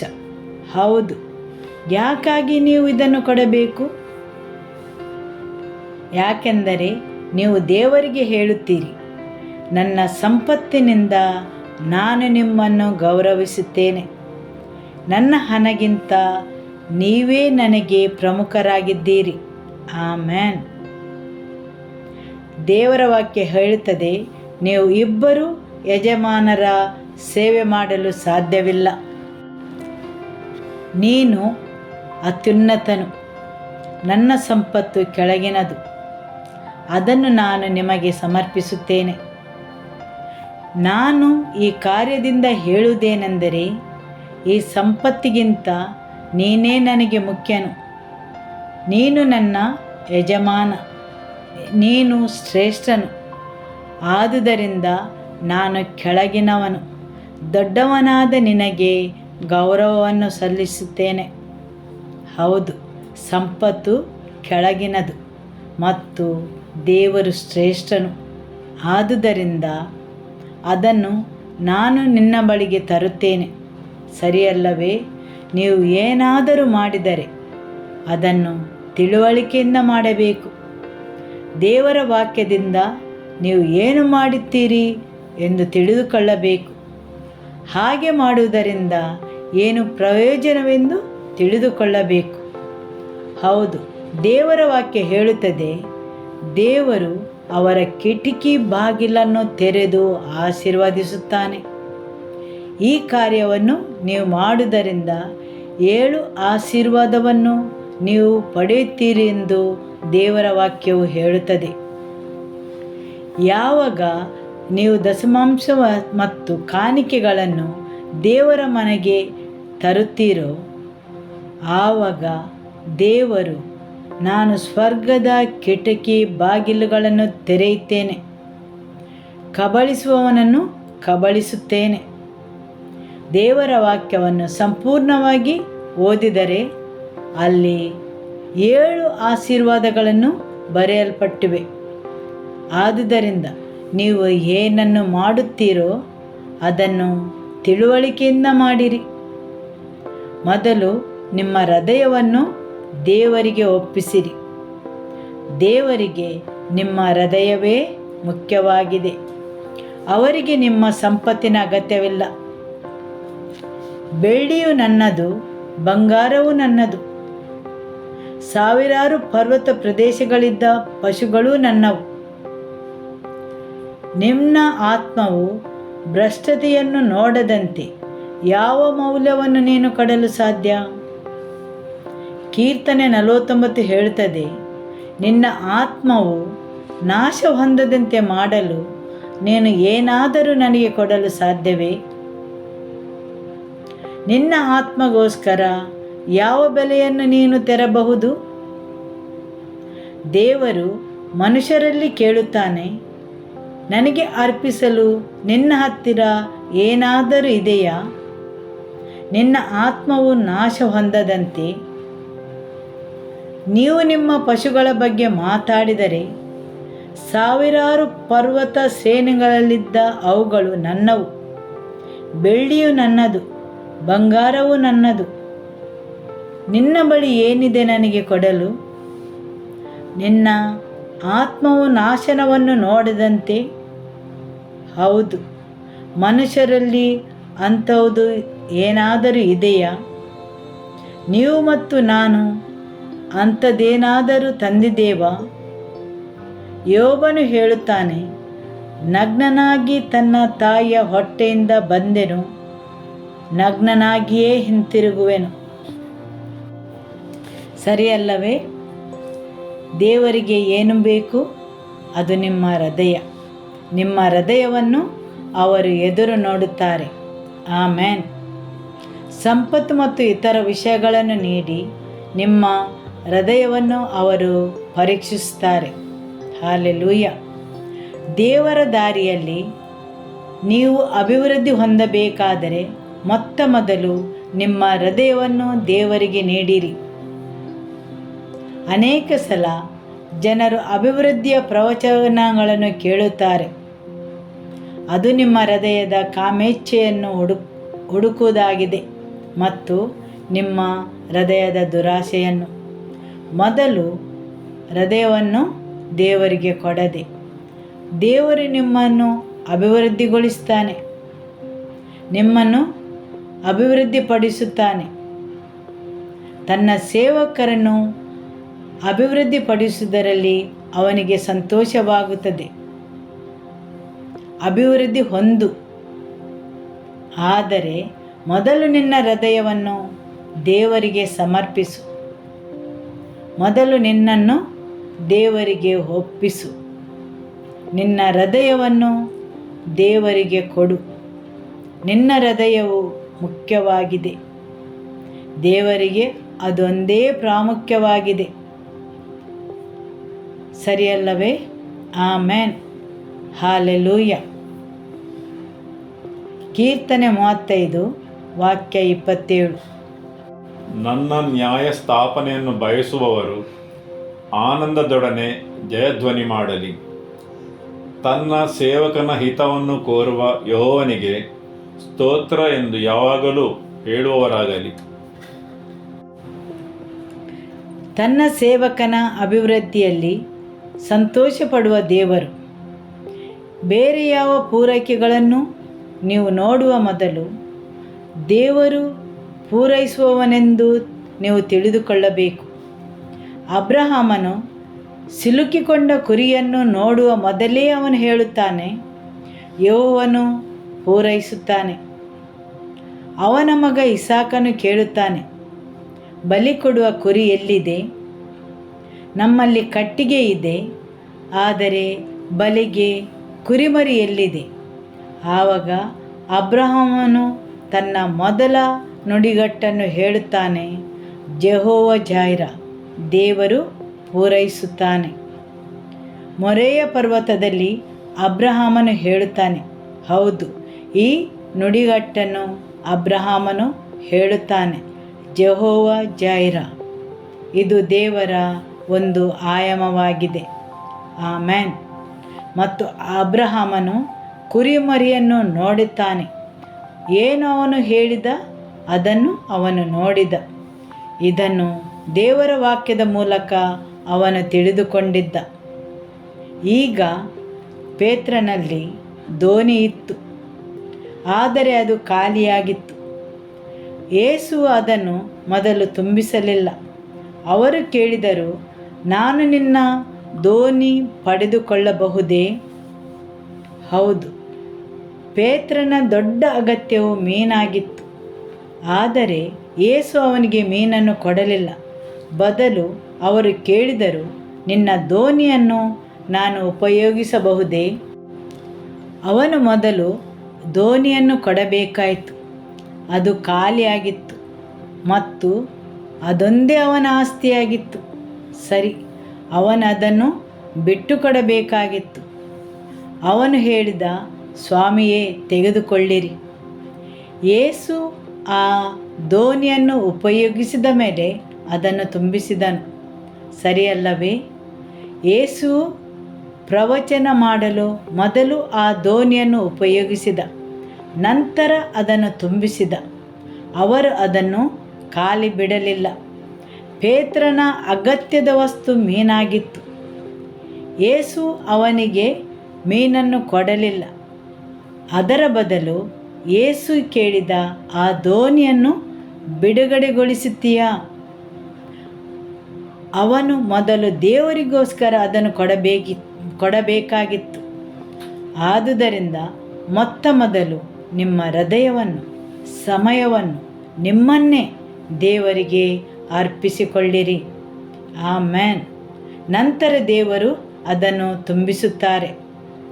ದೇವರು ಯಾವಾಗಲೂ ಅದನ್ನು ಬರಿದಾಗಿ ಇಡುವುದಿಲ್ಲ, ಬದಲಿಗೆ ಅದನ್ನು ತುಂಬಿ ತುಳುಕಿಸುತ್ತಾರೆ. ಆದರೆ ನಮಗೆ ಮಾತ್ರ ಅದನ್ನು ಹಿಡಿದಿಡಲಾಗುವುದಿಲ್ಲ. ಅವನು ತನ್ನ ಮಿತ್ರನನ್ನು ಕರೆಯಬೇಕಾಯಿತು. ಅವರ ದೋಣಿಯು ತುಂಬಿ ತುಳುಕಿತು. ಅದು ಬಲೆಯನ್ನು ಹರಿಯುವ ಹಾಗಿತ್ತು, ದೋಣಿಗಳು ಮುಳುಗುವ ಹಾಗಿತ್ತು. ಆ ಅರ್ಧ ಗಂಟೆಯ ಮೊದಲು ಆ ಮೀನುಗಳು ಎಲ್ಲಿದ್ದವು? ಅವನು ಇಡೀ ರಾತ್ರಿ ದುಡಿದಿದ್ದ. ಅವನೊಬ್ಬ ಅನುಭವವಿದ್ದ ಮೀನುಗಾರನಾಗಿದ್ದ. ಅವನಿಗೆ ಯೇಸು ಬಲೆಯನ್ನು ಆಳಕ್ಕೆ ಹಾಕು ಎಂದು ಹೇಳುವಾಗ ಅವನಿಗೆ ಅರ್ಥವಾಗಲಿಲ್ಲ. ಅದೇ ರೀತಿ ಕೆಲವು ಸಲ ಯೇಸು ಹೇಳುವುದು ನಮಗೂ ಅರ್ಥವಾಗುವುದಿಲ್ಲ. ನಿಮ್ಮ ತರ್ಕಕ್ಕೆ ಅದು ಮೀರಿದ್ದು. ನಿಮ್ಮ ಜ್ಞಾನದಿಂದ ಅದನ್ನು ತಿಳಿಯಲು ಹೋದರೆ ಆ ಆಶೀರ್ವಾದಕ್ಕೆ ನೀವು ಹೆಜ್ಜೆ ಇಡಲು ಸಾಧ್ಯವಿಲ್ಲ. ಪೇತ್ರನಿಗೂ ತನ್ನ ಬಗ್ಗೆ ಹೇಳಬಹುದಿತ್ತು, ನಾನು ಅನುಭವವುಳ್ಳ ಮೀನುಗಾರ, ನಿನಗಿಂತ ಜಾಸ್ತಿ ಅನುಭವ ನನಗಿದೆ, ನಿನಗಿಂತ ಹೆಚ್ಚು ಪ್ರಾಯ ನನಗಾಗಿದೆ. ಈ ರಾತ್ರಿಯೂ ಬರಿದಾದ ರಾತ್ರಿ, ಈ ರಾತ್ರಿ ಮೇನು ಏನೂ ಇಲ್ಲ ಎಂದು ಅವನಿಗೆ ಹೇಳಬಹುದಾಗಿತ್ತು. ಆದರೆ ಅವನು ಹಾಗೆ ಹೇಳಿದ್ದರೆ ಅವನು ಬರಿಗೈಯಲ್ಲಿ ಹೋಗಬೇಕಿತ್ತು. ಯೇಸುವಿನಲ್ಲಿ ತರ್ಕಿಸಲು ತುಂಬ ಕಾರಣಗಳಿದ್ದವು. ಆದರೆ ಯೇಸುವು ನಿಮ್ಮ ಎಲ್ಲ ತರ್ಕಗಳಿಗೆ ಉತ್ತರವನ್ನು ನೀಡುವುದಿಲ್ಲ. ಅವರಿಗೆ ನಿಮ್ಮ ಒಪ್ಪಿಗೆ ಮತ್ತು ವಿಧೇಯತೆ ಬೇಕು. ನೀವು ಆನಂದ ಪಡಬಹುದು. ಕೆಲವು ನಿಮಗೆ ಅರ್ಥವಾಗದೆ ಹೋಗಬಹುದು, ಆದರೆ ಅವರ ಸ್ವರಕ್ಕೆ ಕಿವಿಯನ್ನು ಕೊಡಬೇಕು. ಅವರೊಡನೆ ಒಡಂಬಡಿಕೆಯಲ್ಲಿರಬೇಕು. ಹೌದು, ಅವರನ್ನು ಹೊಂದಿಕೊಂಡಿರಬೇಕು. ಅವರ ವಾಕ್ಯವು ನಿಮ್ಮ ಹೃದಯದಲ್ಲಿರಬೇಕು. ಆಮೆನ್. ಇಸ್ರಾಯೇಲರು ಮರುಭೂಮಿಯಲ್ಲಿ ಹೆಜ್ಜೆ ಇಡುವಾಗ ಎಲ್ಲವೂ ಬರಿದಾಗಿತ್ತು. ಅಂದಿನ ದಿನ ಅವರಿಗೆ ಬದುಕಿ ಉಳಿಯದೇ ಇರಲು 1000 ಕಾರಣಗಳಿದ್ದವು. ಆ ಮರುಭೂಮಿಯಲ್ಲಿ ಅವರಿಗೆ ನೀರು, ಆಹಾರ ಇರಲಿಲ್ಲ. ಅವರ ಎಲ್ಲ ತರ್ಕಗಳು ಒಂದಕ್ಕೊಂದು ವಿರುದ್ಧವಾಗಿದ್ದವು. ಆ ಮರುಭೂಮಿಯಲ್ಲಿ ದೇವರು ಇದನ್ನೆಲ್ಲ ಹೇಗೆ ಪೂರೈಸುವನು? ಅವನು ಬಂಡೆಯನ್ನು ಕೋಲಿನಿಂದ ಹೊಡೆದನು, ನೀರು ಹರಿಯಿತು. ಸ್ವರ್ಗದ ಬಾಗಿಲುಗಳನ್ನು ತೆರೆದನು, ಮನ್ನಾ ಇಳಿಯಿತು. ಕೆಲವೊಮ್ಮೆ ದೇವರು ನಿಮ್ಮ ಹೃದಯಗಳನ್ನು ಹೊಡೆಯಬೇಕಾಗಬಹುದು. ಆಗ ಅದು ಉಕ್ಕಿ ಹರಿಯಲ್ಪಡುವುದು. ಆವಾಗ ಮರುಭೂಮಿಯಲ್ಲಿ ನೀರು ತುಂಬಿ ಹರಿಯಲು ಆರಂಭವಾಯಿತು. ಕೆಲವೊಮ್ಮೆ ನಿಮ್ಮಲ್ಲಿದ್ದ ಶುಷ್ಕತೆ ಹೋಗಲು ನಿಮ್ಮ ಹೃದಯಗಳನ್ನು ಮುಟ್ಟಬೇಕಾಗಬಹುದು. ಹೇಗೆ ಬಂಡೆಯು ಒಡೆಯಲ್ಪಟ್ಟಿತೋ ಹಾಗೆಯೇ ನಿಮ್ಮ ಹೃದಯದ ಗಟ್ಟಿ ಪ್ರದೇಶವನ್ನು ಹೋಗಲಾಡಿಸಲು ಹೃದಯಕ್ಕೆ ಹೊಡೆತವು ಬೇಕಾಗಬಹುದು. ಆಗ ಆ ಹೃದಯವು ಉಕ್ಕಿ ಹರಿಯುವುದು. ಯಾವಾಗ